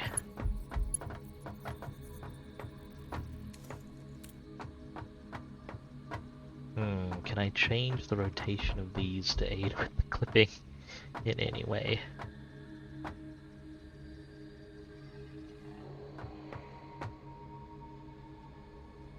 Oh, actually, I remember what I did before. Let me just patch up these power poles. Okay. So, we have a power pole connected here. That's the initial hookup for that, and we can connect to that and that with no clipping. Let's pull down these biomass burners. I'm supposed to be pointing them the other way. 1, 2. So it's a cleanly expandable grid, not back to back. And same corner positioning for the next power pole in the line. And that way I can connect these two without clipping.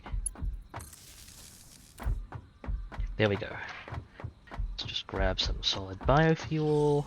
If I've produced any more. No, I have not. How much do I have on me? Because I need some to power the chainsaw. Okay, I can split half and half.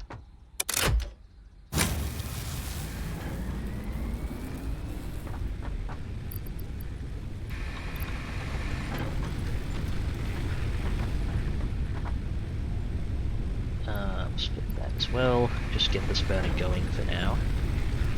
Plenty of capacity. Biomass burners actually scale back their fuel consumption if they're over capacity, so we should be okay.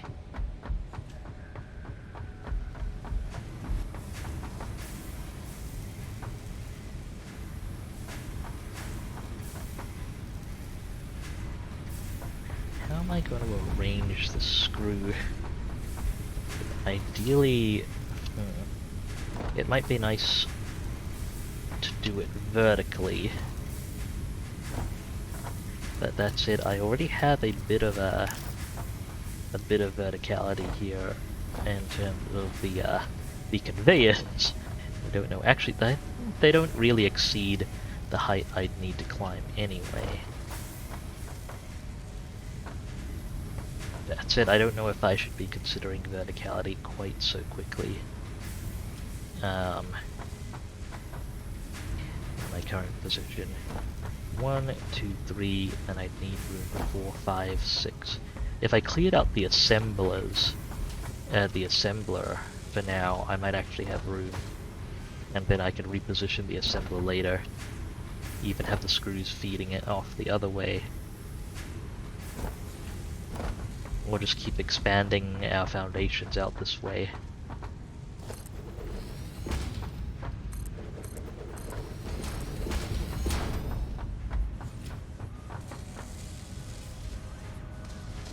I think that probably makes the most sense. Means I can do something a little cleaner with this this connection as well.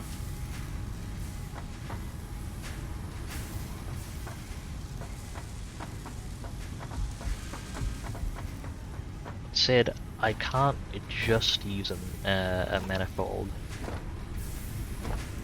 or reverse manifold for the screws once I get more than okay, 3 machines gets the maximum output of a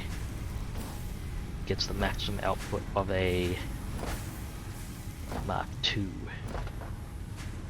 belt, and I don't have better than that, so that's also something to consider.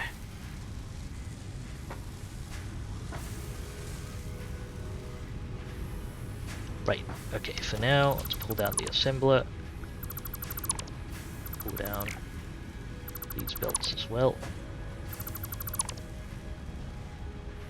Pull down that container. Hopefully I have storage for all of this.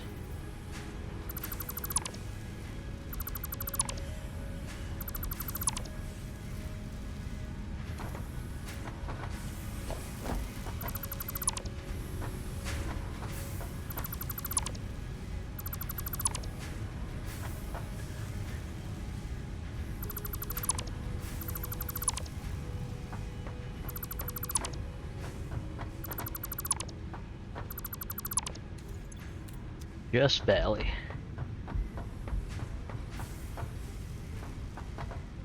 I'll pull down this power pole as well, and we can put up 1 or 2 on the other side as well. Okay, so I need 3 more constructors along this line. 1, 2, 3. They all need to be fed iron rods.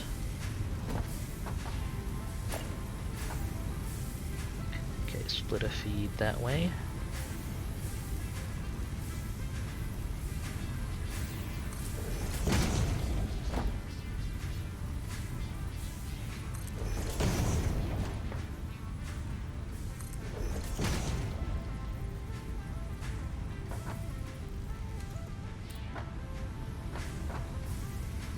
That hooks up right.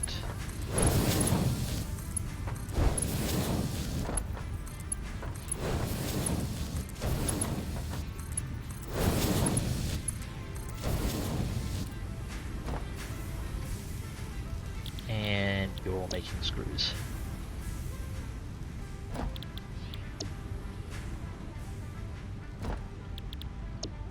I turn up the game volume a little bit because music's real nice. And well, I probably should be wearing ear protection. Seems like it's a bit soft at the moment.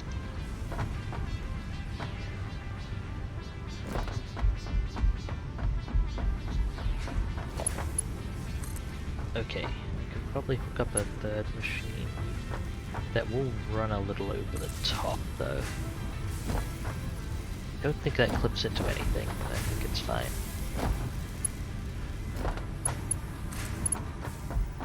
We'll run it out to this side.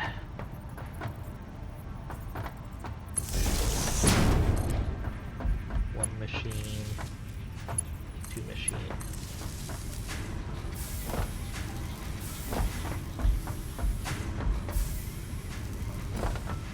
Actually, hang on, let me pull down these power lines.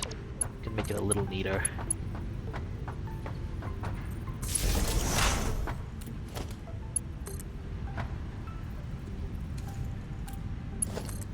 One machine, two machine. There we go. All being fed with iron rods. Seems good. Okay, the first three need to redirect their output to the side.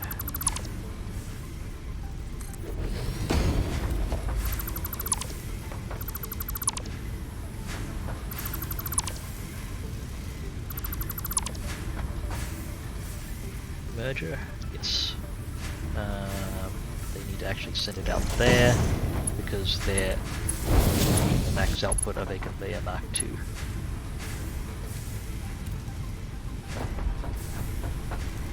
Hang on. 40, that's going to be 80.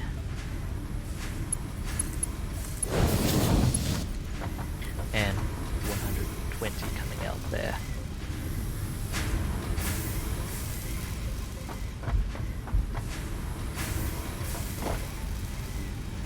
That's hooked up, right? It's kind of hard for me to tell. Pretty sure it's hooked up. And these three as well can form another output layer. I need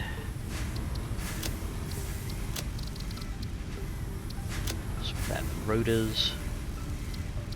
Reinforced iron plate needs 60 a minute, rotors need 100 a minute.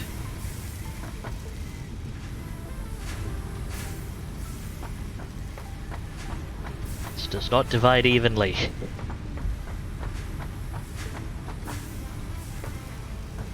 That's what I actually need to do. Okay, this is 120.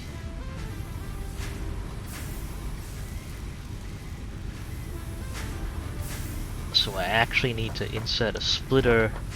I actually need to insert a splitter in between here. Siphon off the 60 for the other assembler.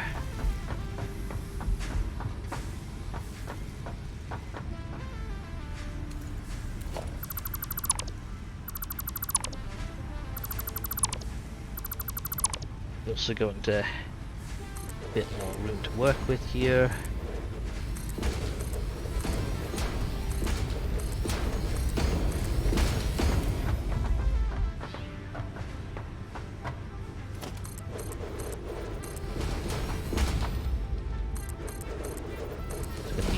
At some point.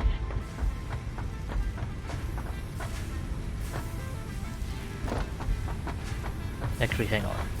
No, I still got this wrong, kind of. Wait, no, I just didn't finish putting down what I had thought out. Okay, still feeding to the right. That's going to be 80. It needs a Mark II. Put this on the. I should start defaulting to the Mark II. I don't know that my production setup I'm using yet. you are going to feed to a splitter.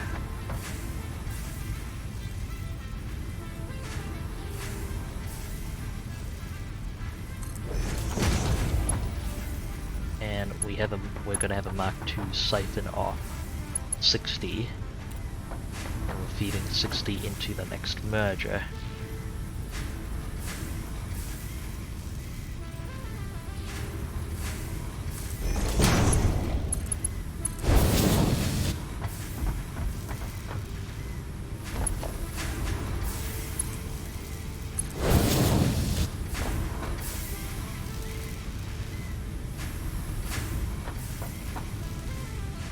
I think I may,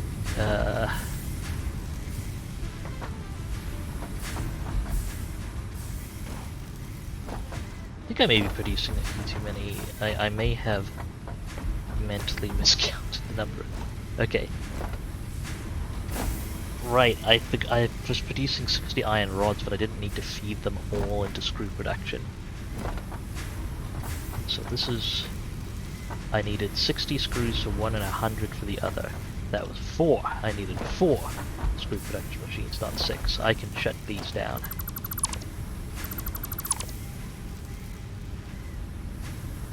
Keep those power poles in place.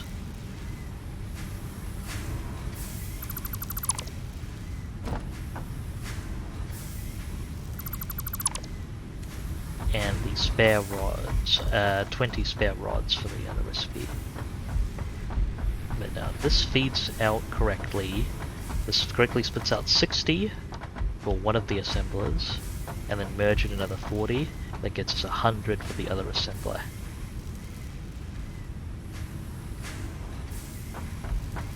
That works out pretty well. I guess we'll feed stuff off this way for one of the assemblers. Or, how can I arrange the assemblers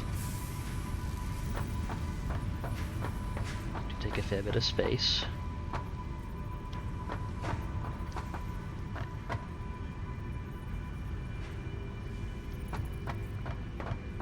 But I do have a bit more room to work with now.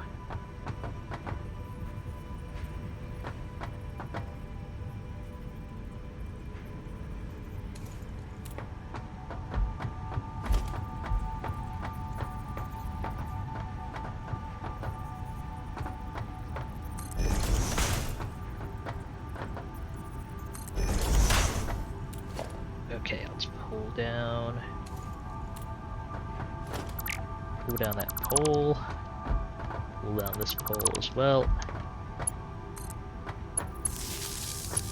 Okay, that should get us slightly better positioning for the assemblers, for the assembler power.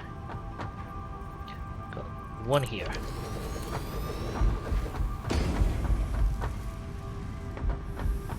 This one needs to be fed 30 iron plates and 60 screws. Just put the lift up directly. 1, 2, point it that way. What I'm going to do there, on the other side now, is put down some conveyor poles. 1, 2, 3. Let's break down these ones. Break down these conveyor belts as well. I have a feeling I'll still need to elevate these, Oh, that's the limit of conveyor length. Okay, I pushed that a bit too far. That's fine then. 1, 2, 3.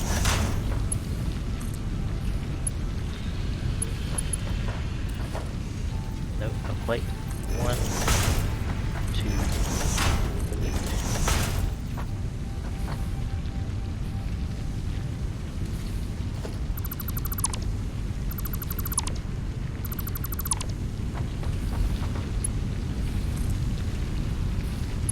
Okay, that's maximum conveyor length. still rotate it into that. If I need more room down below, I can still break down the poles now that the conveyors themselves have been hooked up directly. 1, 2, 3. Break that down. That should be feeding necessary iron plates comfortably. Let's actually check that. Yeah, they are coming. That's good.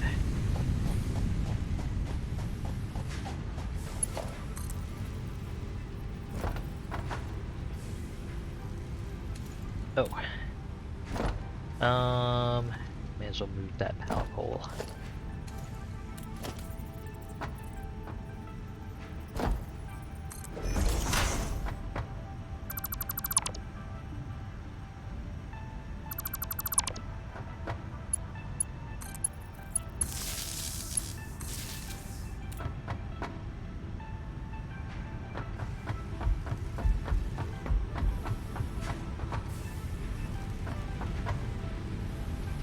This splitter, this is the breakout splitter for the 60 screws. Let's break out. Yes, we'll have that fold back with the conveyor Mark 1.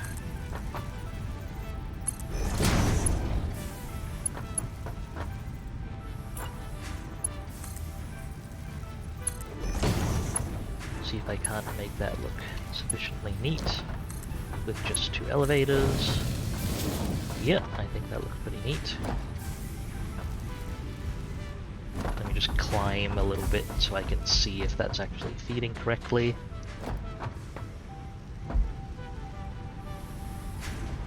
It does not appear to be.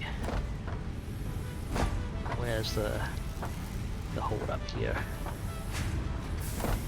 These hooked up? They are.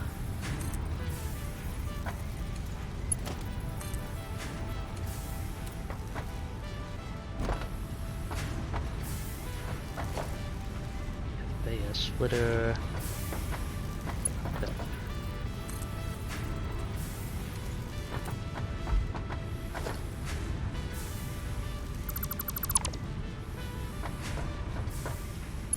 Let me check the lift again.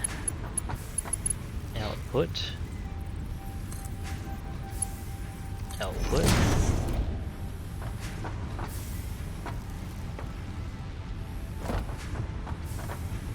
Oh, I think the splitter's not hooked up.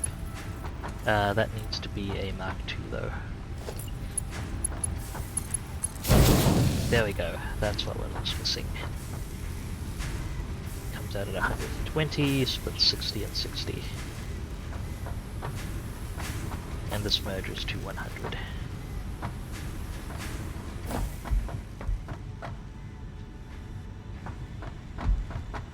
And I actually want an assembler on this side.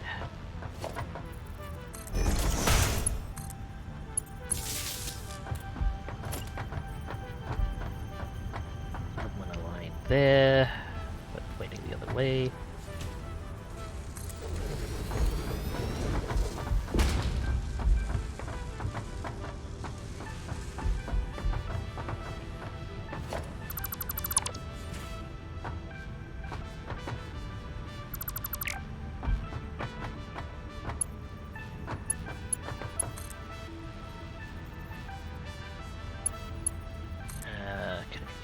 That, connect that to a power line over here, and connect this power line over to the actual grid. And you are making rotors.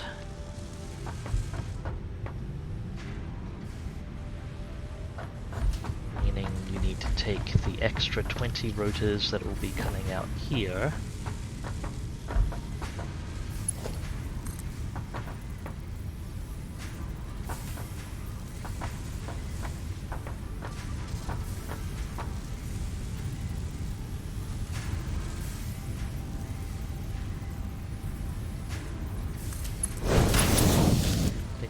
Okay.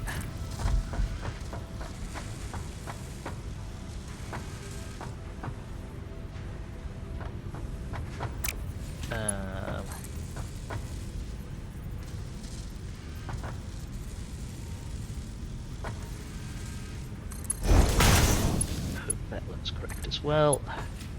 No, it does not.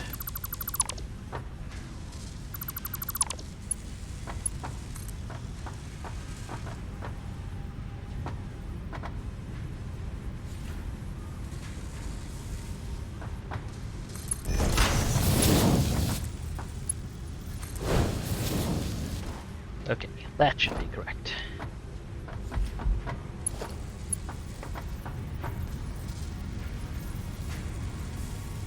And also screens.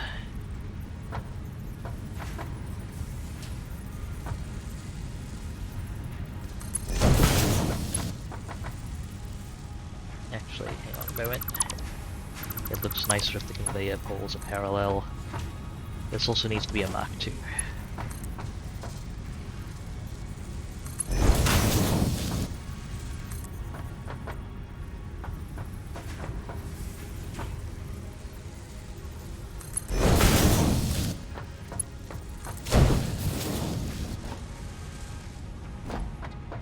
Okay, that should be precisely 100 screws and 20 rods a minute. And I think that is most we can get out of that line with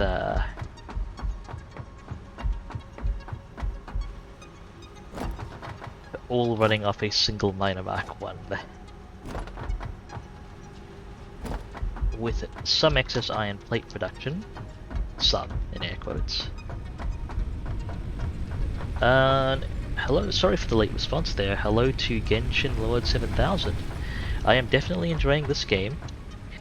Be aware that if you are thinking about buying it, I'd say be aware that it is still in early access.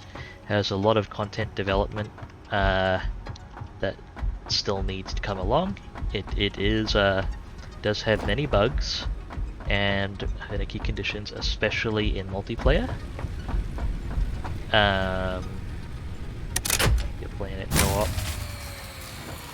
It is fun, but it is buggy.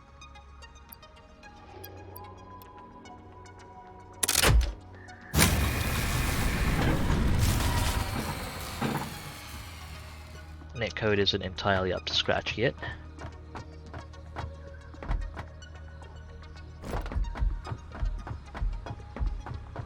But overall, still a really fun game.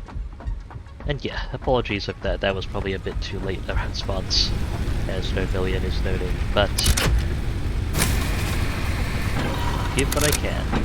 Can I please get a read of whether or not one of my burners, two of my burners are down, that's what's going on. Okay, I'm gonna need to get some more fuel. But I, overall, quite happy with how this has turned out. I think we're making solid use out of the available iron so far, with a few iron plates to spare as well.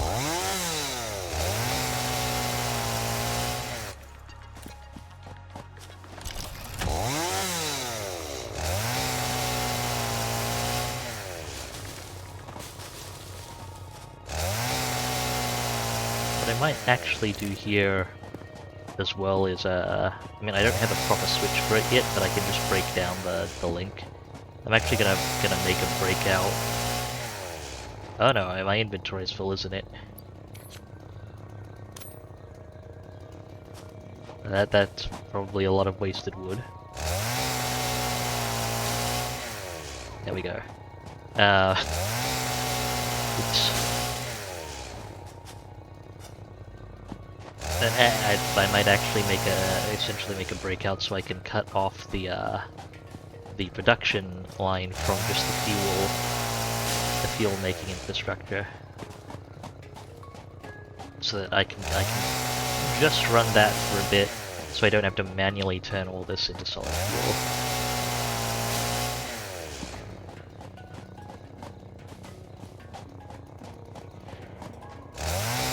I feel like half my exploration for a while is just going to be me flailing around looking for wood. keep the lights on.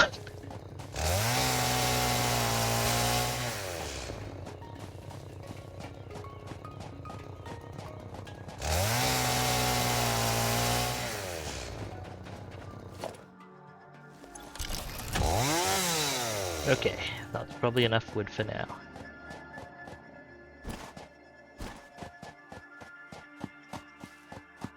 Get things hooked up.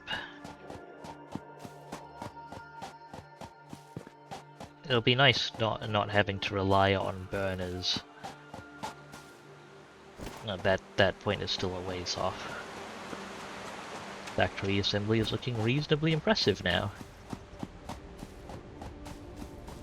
Arguably a bit more impressive than it strictly deserves, perhaps. Okay, this is not an amazing ramp point anymore. Right, so this hooks up here. That hooks up there.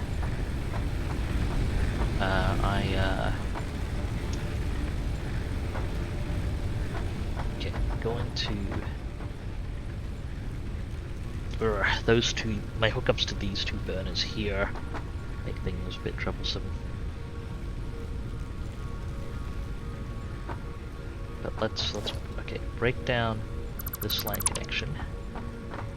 It's from the power infrastructure below, connects directly to these two burners here.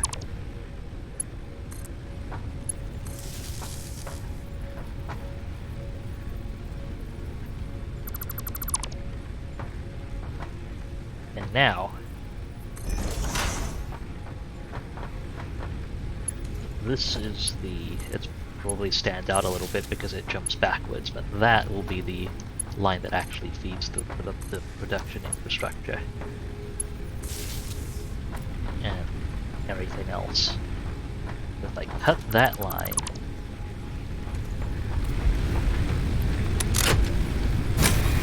hit the power link, and there's very little consumption on there because it's just a handful of diesels down here, one of which is underclocked.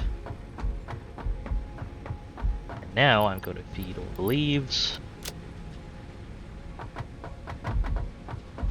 and wood into these machines.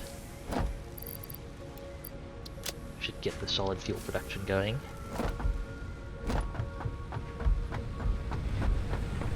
When I link that up again, I'm gonna have to look at whether or not I have enough for the, I have enough to keep the, thingies going. Whether I have enough burners actually to keep things up and running.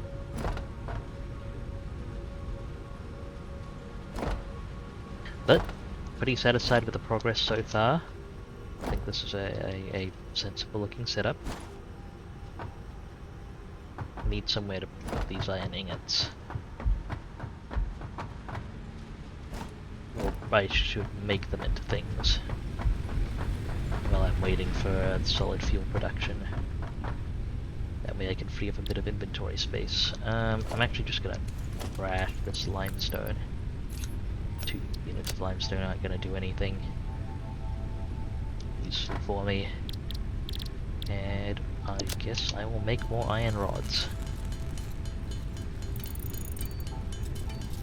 Actually, potentially more iron plates. I'm actually running a little low on them because I built so many things. Hello, Venus! Good to see you. Welcome to the stream. I hope you're doing well. And I apologize to anyone I may have missed your messages in the chat. I got a bit distracted in the last sprint to get that setup going.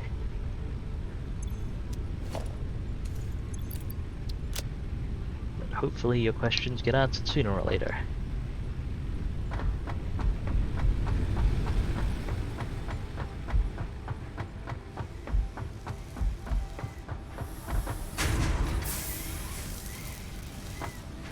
Okay, processed all the wood.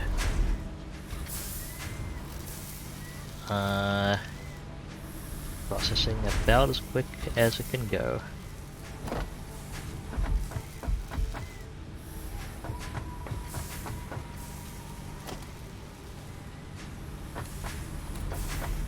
Yeah, Satisfactory is a really, really slick looking game. I've been quite impressed. Um, Factorio was still my jam for the most part, but I can heartily recommend Satisfactory, even in early access. It's quite fun. Although I would note that cross-network it is particularly finicky. So if you want to play with friends, just be aware there are a fair few netcode bugs are some of the most prevalent in the game at the moment. Max consumption of 121 plus I can expect probably 130 megawatts or so. So the 120 I'm producing here plus the 2 default burners should be enough to keep the whole system online. Oh, did I upgrade this to a Mark II? Yes, I did. Okay, that's going quickly enough. That's good.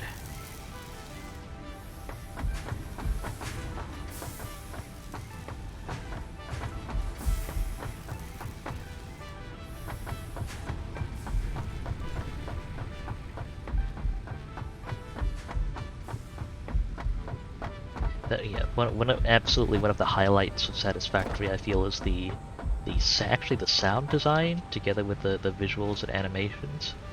It feels really good just to see your factory coming to life in 3D. It is a fun time. Let's get some more wood.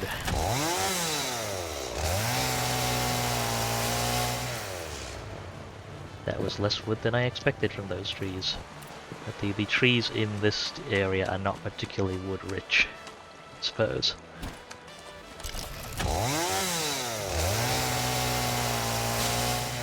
I look forward to not having to rely on biomass burners anymore. Because, well, pretty much everything in Satisfactory is technically renewable, with some rare exceptions. The biomass burners require constant manual interaction. You do pretty much gently decorporealize the tree and everything in a significant area around it when you work it with the chainsaw. Despite its awesome power, however, the chainsaw is no threat to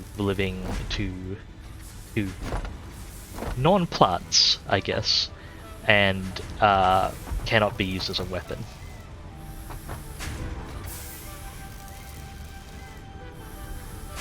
Arguably a disadvantage, I guess, depending on your perspective.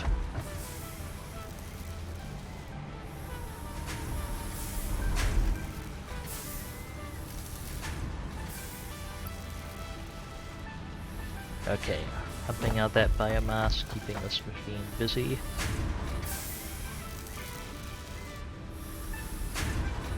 I could potentially stack 2 of those constructors. They're not that expensive energy-wise. I should consider it probably, considering I can put out 120, I can put out 180 biomass. Actually no, correct, clocked up I can put out 360 biomass a minute. I could run 3 constructors off that.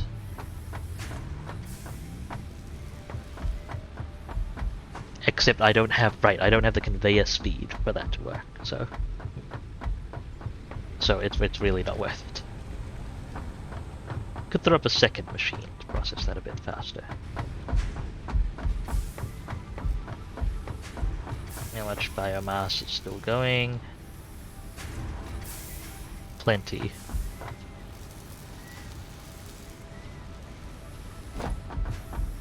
Yeah, more power draw would mean I need to gather more biomass to keep it running.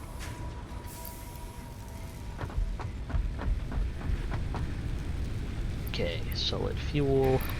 Although solid biofuel is very efficient. Okay, getting those burners online. Topping up these ones.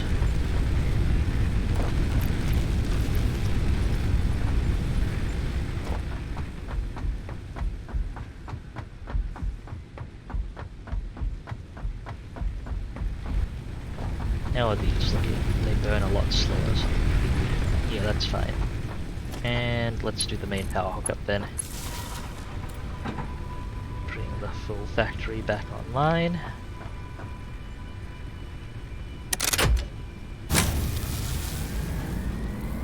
Cool. Capacity of 160, max consumption of 121.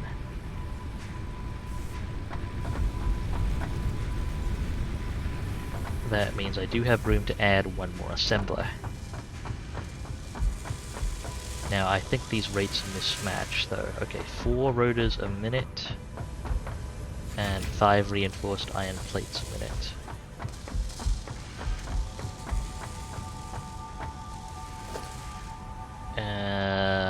Let's see, can I squeeze in another assembler in the space we have? Yes, I can. Why is that? It's... okay, yeah, that's not actually aligned that way. Orient it this way.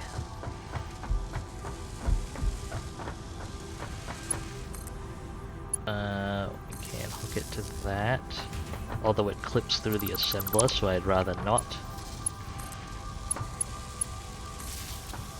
That looks better. And you are producing smart plating,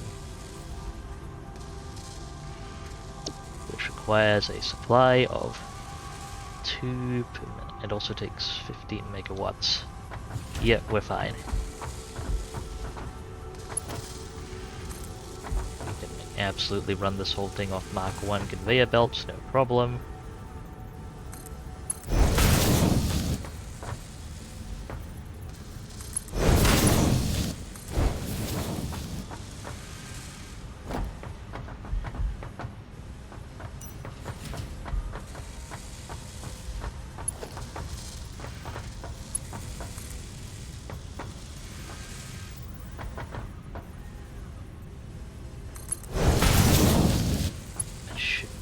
Okay.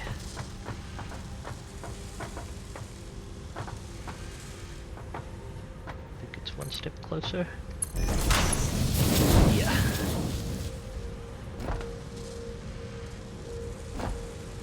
Go. Reinforced iron plates and rotors. I am producing 4 rotors a minute, 5 reinforced iron plates a minute.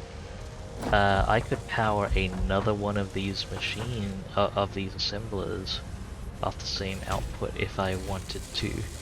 I kind of don't want to though. I'm in fact gonna, yeah, I may need rotors and reinforced iron plates right now. This is convenient in that I can just yank them out of this machine storage if I need them.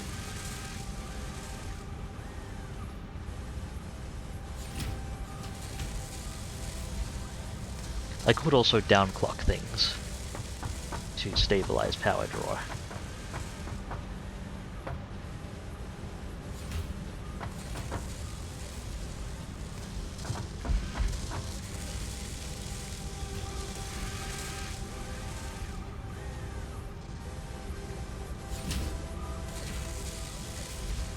I don't know, I almost feel like adding an extra, like actually adding another extra smart simpler though.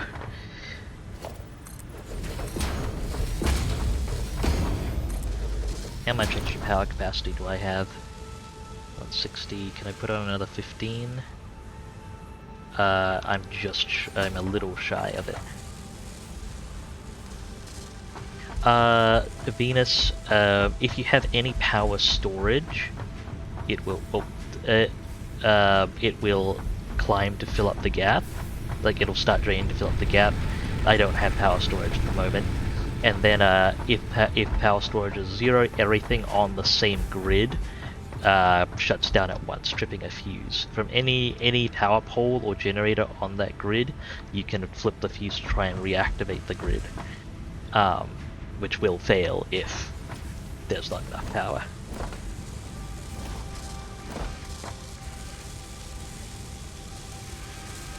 Right, how much smart plating do I need again? I really need ladders.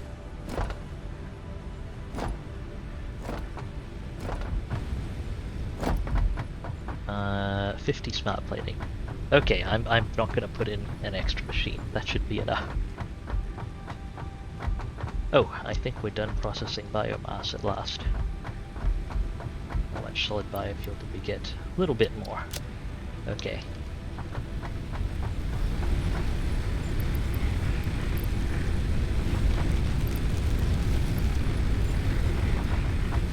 Fill up the big burners first.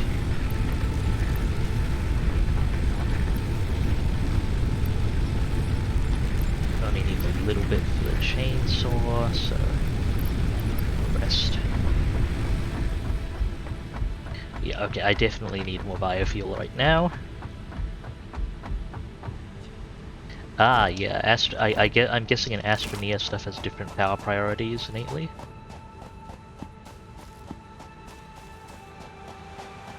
You can kind of do that. You can do that manually in Satisfactory using switches, but I don't believe there's a way to automatically have certain bits of the grid shut off.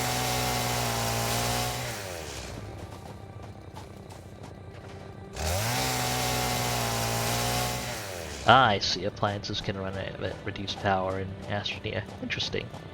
In Satisfactory, you can manually underclock things. In fact, things are substantially more power efficient underclocked, and conversely, immensely less power efficient overclocked.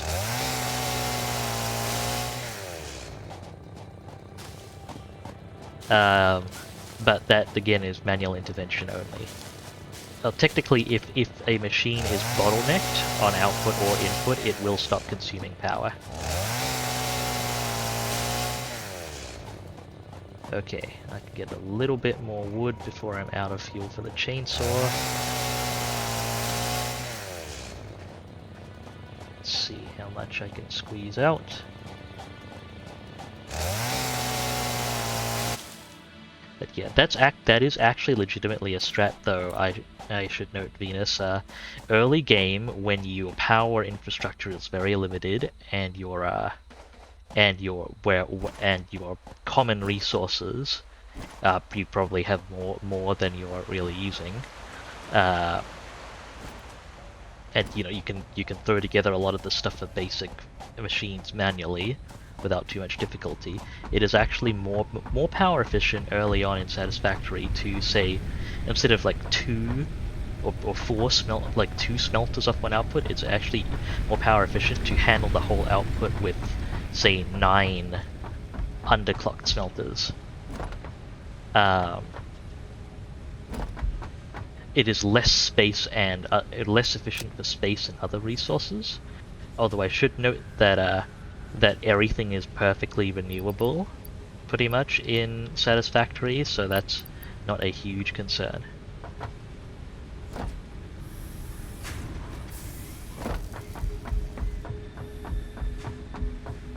I'm half tempted to swap one of the small burners to flower petals.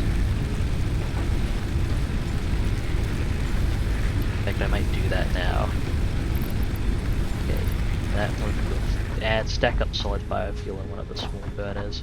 We'll just grab all these flower petals, because I'm not planning on coloring anything right away, so I don't need many of them.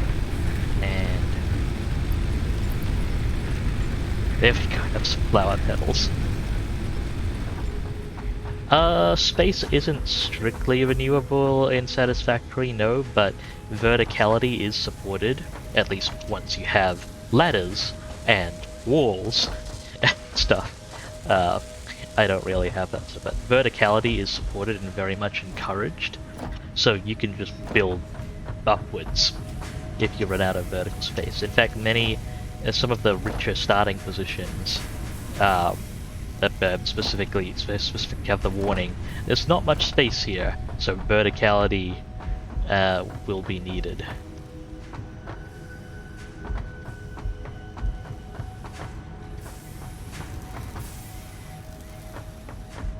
Okay, lots of spare iron plates. I'm hoping I can send off our first space elevator delivery to wrap up today's stream here. Because just the space elevator is fun to watch in general. In fact, I might legitimately throw down an extra just to make that fast. But I don't want to have to set up splitters on these outputs as well. I mean, it's not that tricky to set up splitters on these outputs. I just adjust the elevation.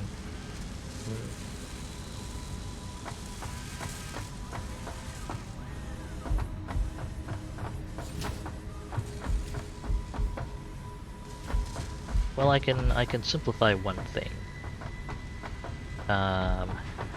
Let's just see if I can do the measurements from here.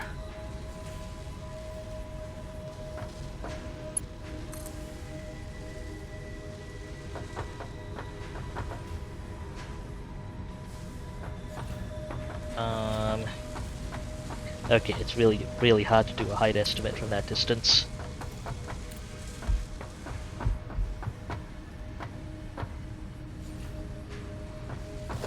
Let me put down a conveyor pole on this corner.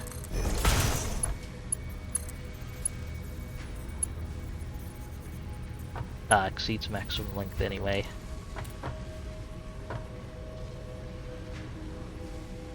So I'd have to build an intervening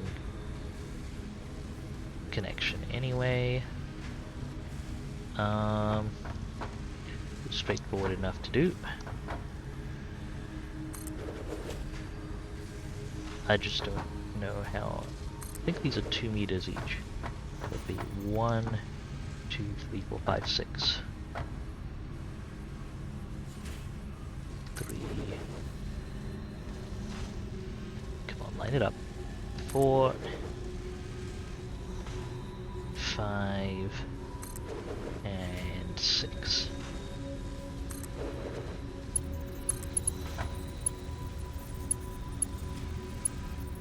Now let me hook it up.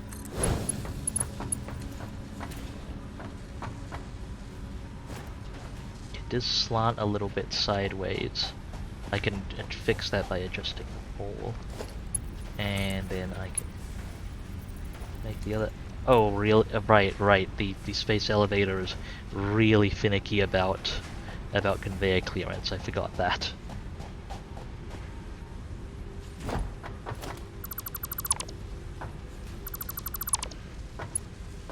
Well, I can connect it the other way. No, that's not the way. Come on. Give me this side of the conveyor pole. It's really hard to get this side of the conveyor pole from such... I'll just put the conveyor pole here. I think that should line it up nicely.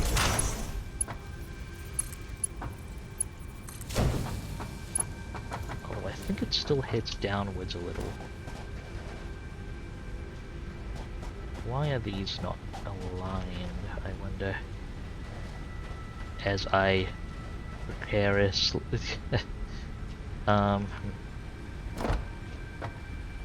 Okay, it is a bit further in because of the edges of the stackable conveyor.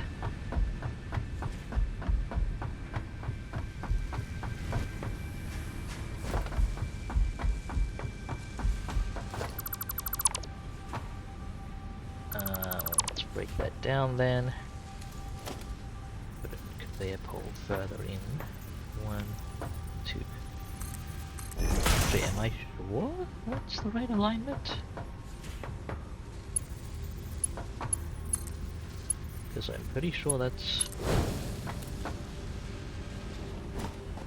slanting left now.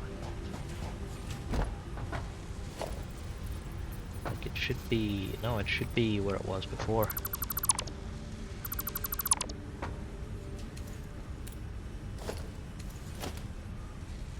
It should be here, I believe. If I put a stackable conveyor over it. Yeah, that lines up.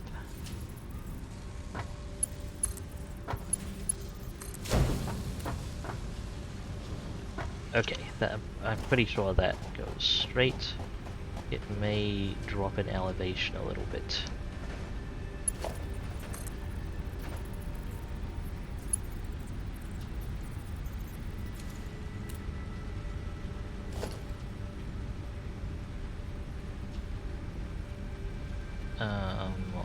some stackable conveyor poles here. 3, 4, 5, 6. Can I hook those to the...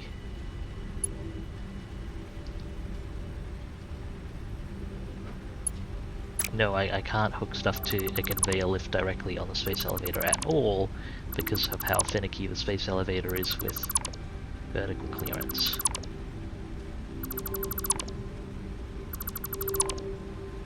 Right, in that case, I shall have to gently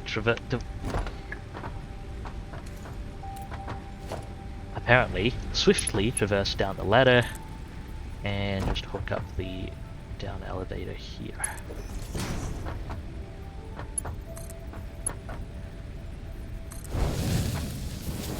That should be the conveyor neatly in.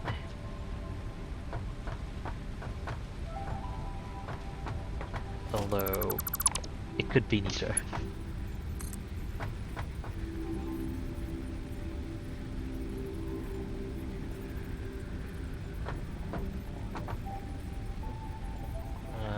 How finicky is the clearance here?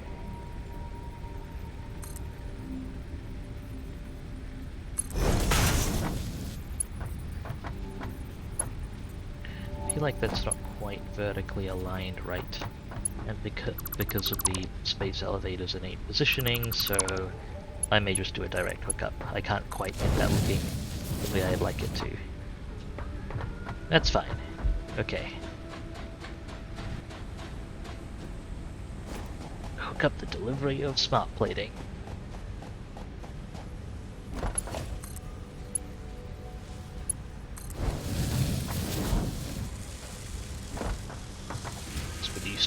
At a rate of 2 per minute, so it's not exactly going to need a fast conveyor belt.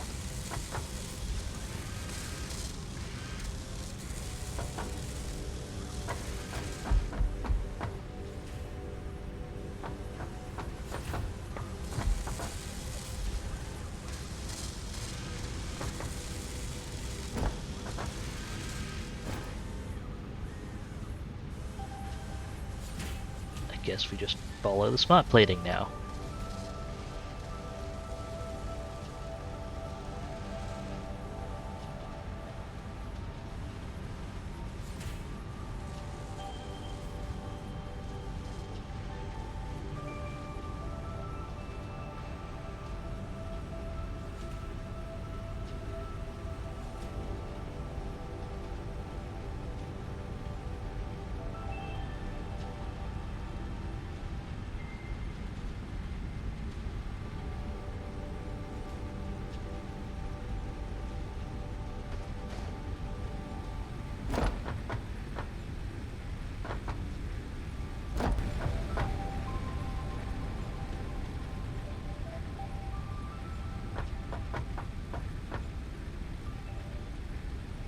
In you go.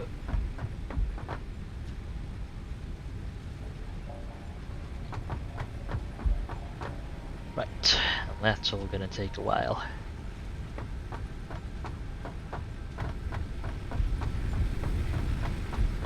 How's our fuel coming along?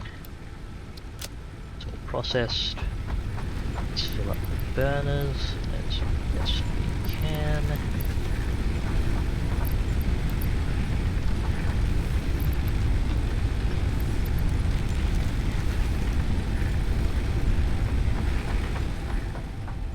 I don't have any fuel for the chainsaw, that might be a problem. Let me just grab some leaves. Should be enough to make a unit of solid biofuel. Maybe. Well, leaves get in the leaf machine.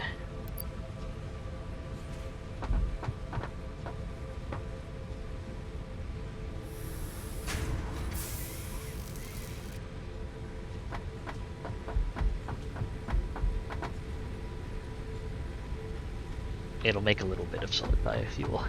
I can grab that for the chainsaw later on if I need it. Have you finished burning all the flower petals? No, you have not.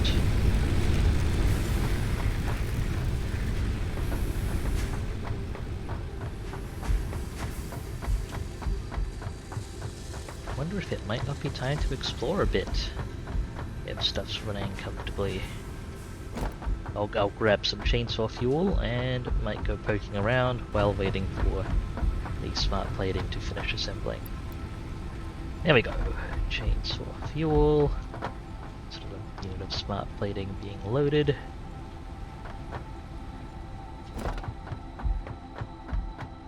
I haven't explored very much on the other side of this oasis, so I guess I should go take a look. And try not to take too much fall damage.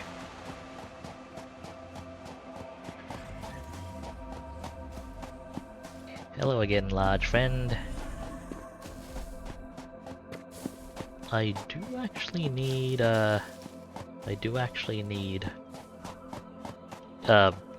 body parts of hostile aliens as well, so maybe I should also poke around this very hostile cave. Oh yeah, more micellar would be handy. Let's grab that.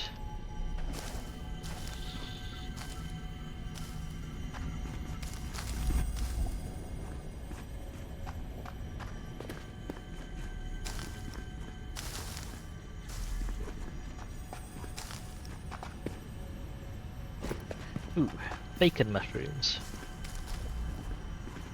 Tasty, I think. I cannot actually confirm.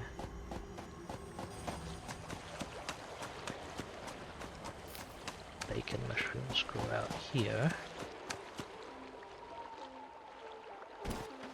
Can I climb this? Yes.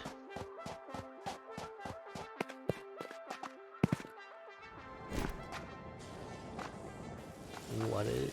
Oh, hello. It's a deposit of something. It's also covered in hostiles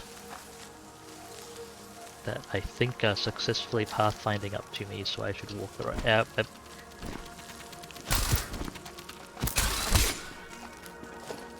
Okay. Okay.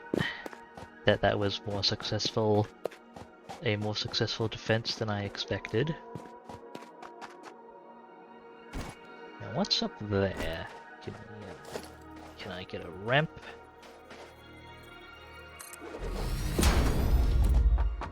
Up. No, not quite. Okay. How about... Those random bags of organs are quite useful.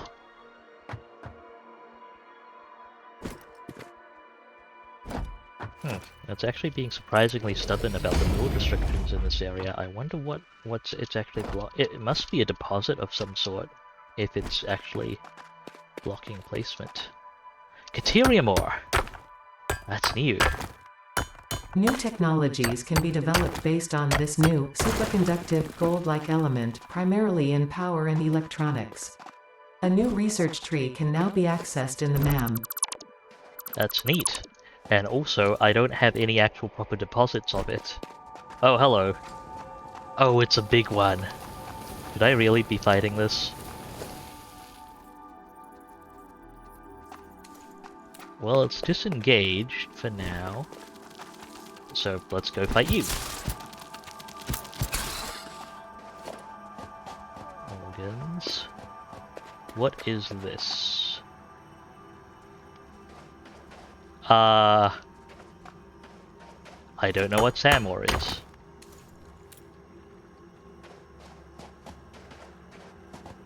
But cool, I guess.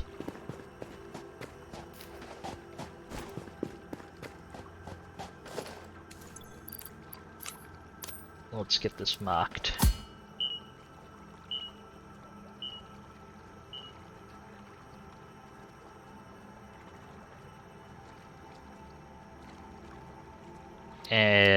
I cannot.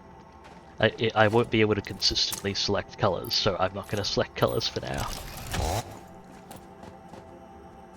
It is indeed a nice mining rhythm, Venus. Okay, can I survive a standoff with one of these? Ow.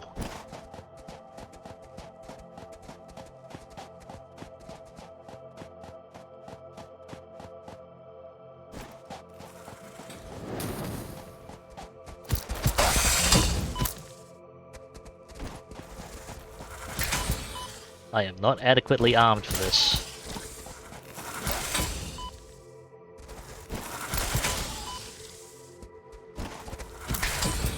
But I could use your body parts. Okay, it's not one of the big ones, I think. In that it's not spawning hovering balls of plasma that are also shooting fireballs at me. Well, I guess it's time to eat some bacon. Combat with random wildlife is not especially sophisticated, Venus. No.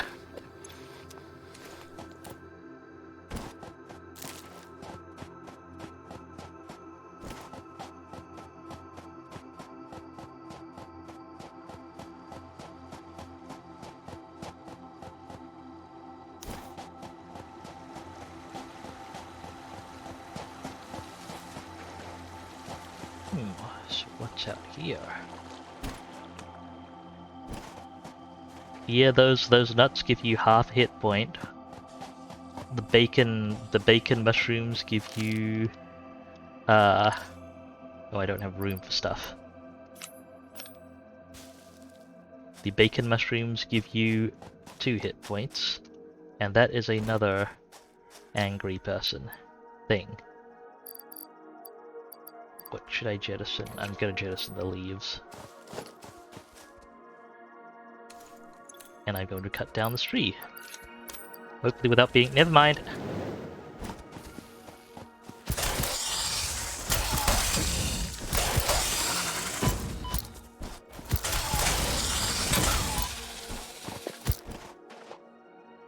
Okay, did you drop alien organs? Yes!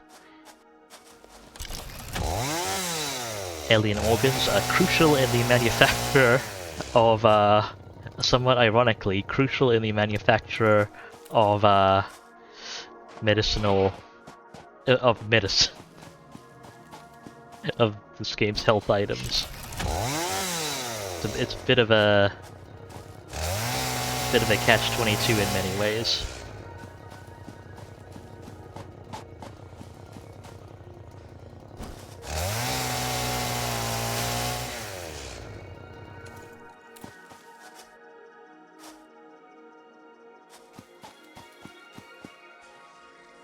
Okay, that's a reasonable amount of wood. The other way to regain health is to spam tasty raw nuts and other ingredients in the environment that are also used in the manufacture of medicine, but are a lot less potent unprocessed.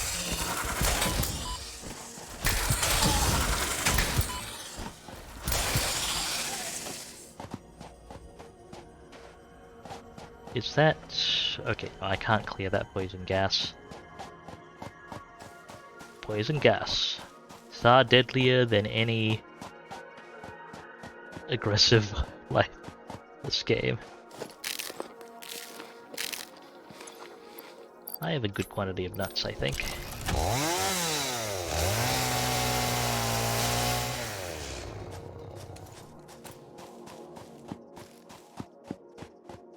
Landscape is really colorful, and this is only one of many biomes, Venus, I should note.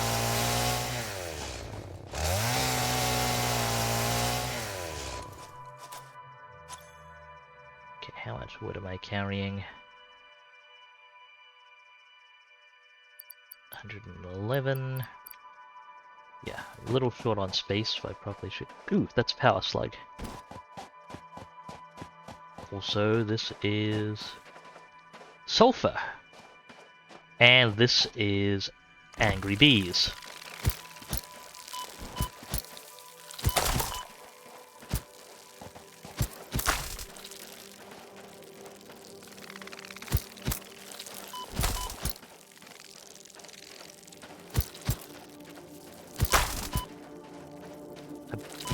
I guess they're not technically I'm just gonna call them angry bees.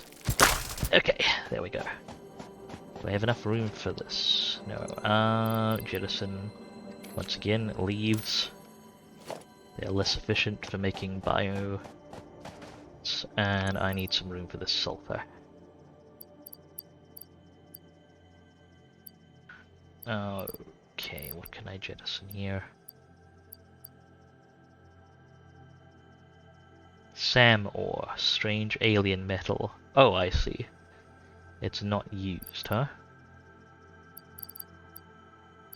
Probably gonna do is actually jettison some of these iron plates. Data shows this as a mix of sulfide and sulfate minerals. It could be an indication of recent volcanic activity. A new research tree exploring volatile self-defense applications can now be accessed in the MAM. Excellent. And I should hopefully... What is that? Oh shoot, that's a poison gas plant. For poison gas... Well, it makes poison gas. I don't know if it's technically a plant. See if I can quickly grab this power slug before it covers the whole area in death. Leaving now.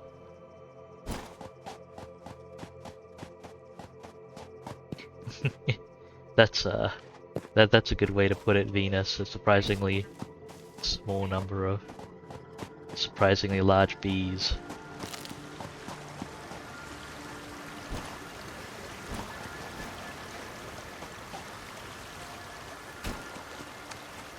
Well, it's time to get back, send up the space elevator, and that'll probably be my stopping point for today, assuming I make it back in one piece. Let's eat some nuts while this is going on.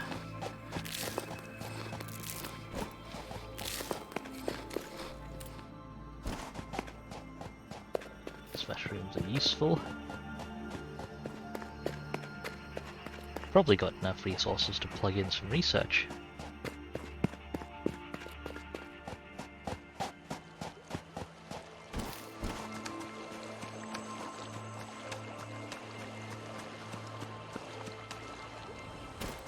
First stop should probably be the fuel production spot, where I can shove in the wood I've picked up. That should produce a good quantity of biofuel. Wood. Where'd the wood end up in the... There it is.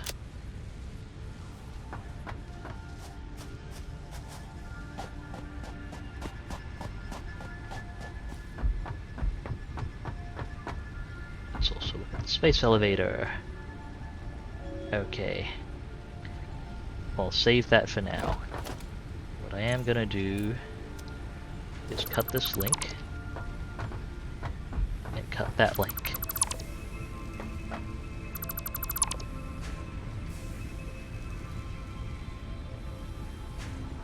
Ooh, let's cancel that. Accidentally picked up a bunch of the foundations in the dismantle.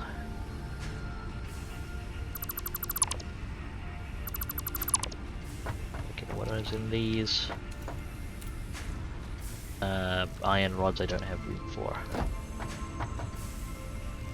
Okay, I will sort those out in a moment.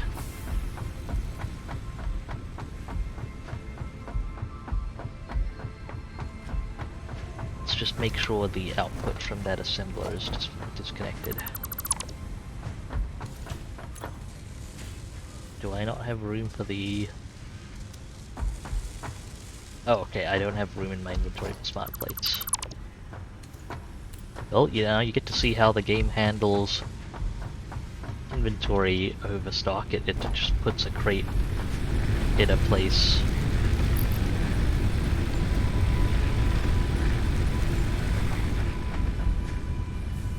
Let's quickly start dropping some of this off. Okay, I have a good amount of micella and other stuff. Let's grab the organs out again. I should be able to put some research in the MAM with those. And I think I may need... Yeah, okay, I'm gonna need more modular cranes for that, so that's not gonna happen immediately. See if there's any quick research I can do here. I can plug in a little bit of deuterium or to get the ability to scan for it. That's good. New resource added to the resource scanner. And power slugs. Okay, that's an alternate color of power slug that I need. I can scan for sulfur now, hopefully. Yep, there we go. And black powder. That's gonna need some. It looks like coal, which I definitely don't have yet. Let's stow the deuterium ore, the SAM ore, and sulfur here. And make something with this power slug. I believe we can make a power shard. It's an overclock plug-in, which we can store for later. And I can go and collect all of these boxes.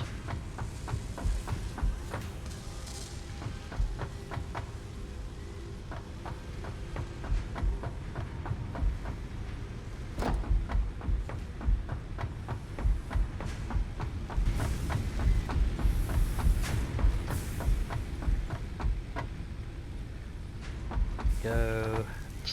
Smart plating. And a few boxes of iron rods. And now, let's send this up to the Space Assembly Project. Not sure what they're assembling up there, but they need a lot of stuff for it.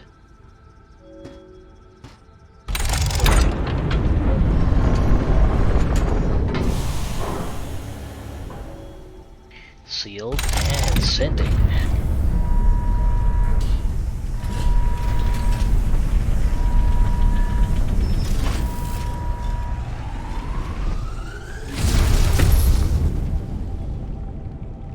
Off it goes. Yeah, the interface interactions and so on in Satisfactory are perhaps a little inefficient in some places, but physically pulling levers with your mouse cursor and so on is very satisfying. True to the name, I suppose.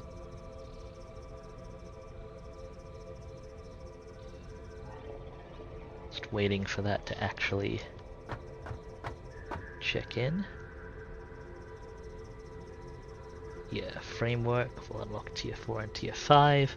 Gonna need a lot of fancy things for that, as well as 500 smart plating.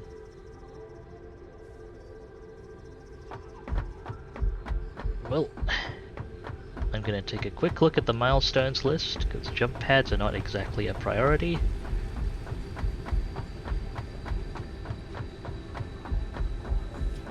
Because it's much safer to walk than to bounce pad in a game with full damage, I will say.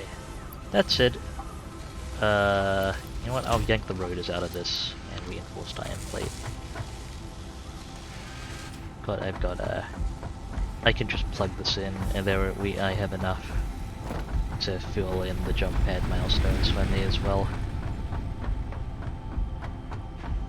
Let's grab spare iron plate out of this.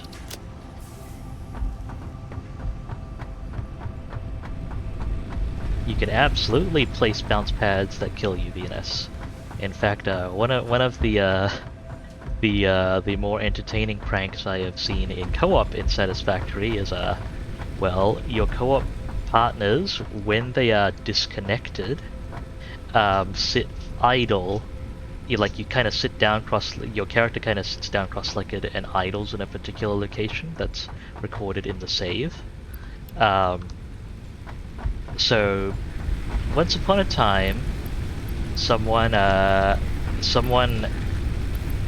disconnected from the game and settled down on top of a machine. Now, I ended up having to rearrange the device to shuffle things around. So essentially I pulled out the machine from under them. And I'm not naming any names as to culpability, for this particular incident, but a bounce pad aimed exceptionally high was then placed under the person, so when they reconnected, they dropped onto the bounce pad and got flung sky high. And died from the resulting fall damage. Because they logged out without bothering to top up their health.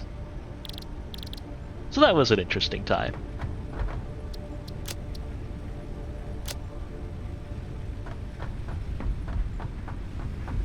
That was an interesting time.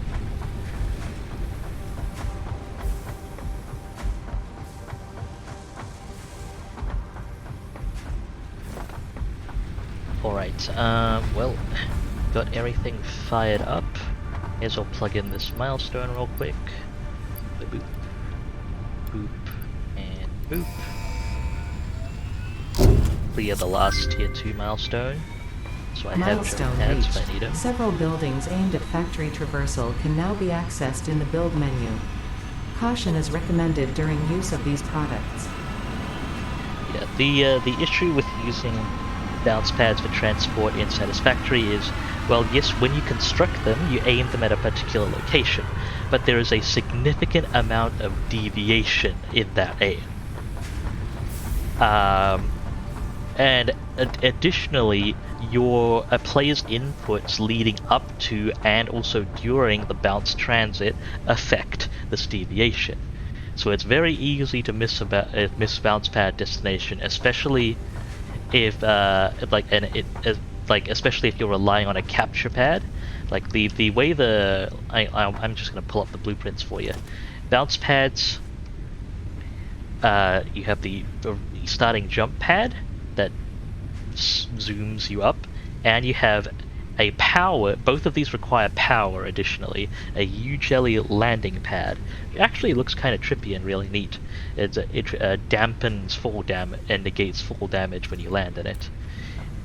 The pad is very large. It is not large enough. That's pretty much. Alright, just gonna take a quick look at the new milestones. Tier 3 and 4. Ooh, coal power. I want the ability to scan for coal. Trucking capability. And the ability to make steel. Neat. Advanced steel stuff. Improved melee combat stuff. Hyper tubes for transportation, that's going to require a bunch of steel, and fancier connections. Okay, well, coal power, if only for the ability to scan for coal, is going to be the obvious starter, I think. So, I'll punch that in.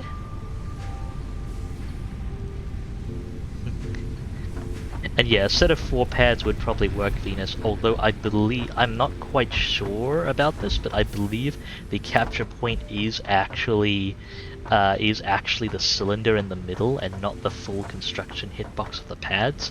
Additionally, each pad requires power. Oh, that's also a fun time.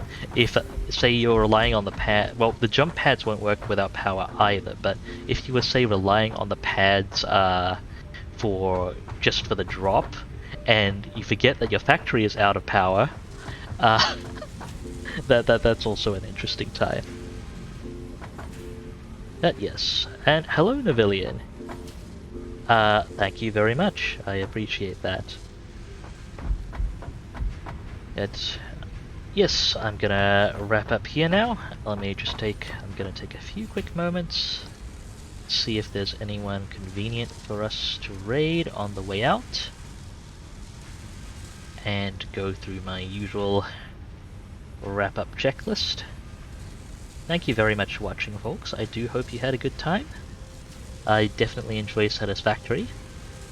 It is a nice, relaxing, compared to Factorio, which I'm always going to mentally compare it to myself. It is a very relaxing game. Alright, we are going to be raiding Black Opal Dragon in a few moments. Opal is a very cool lady. Streams a variety of games. Currently, she is streaming Eon Alter, a very neat meta couch co-op RPG where she and her sister can absolutely screw each other over. So that should be pretty fun. Send you folks that way after we wrap up. What else do I have to mention here?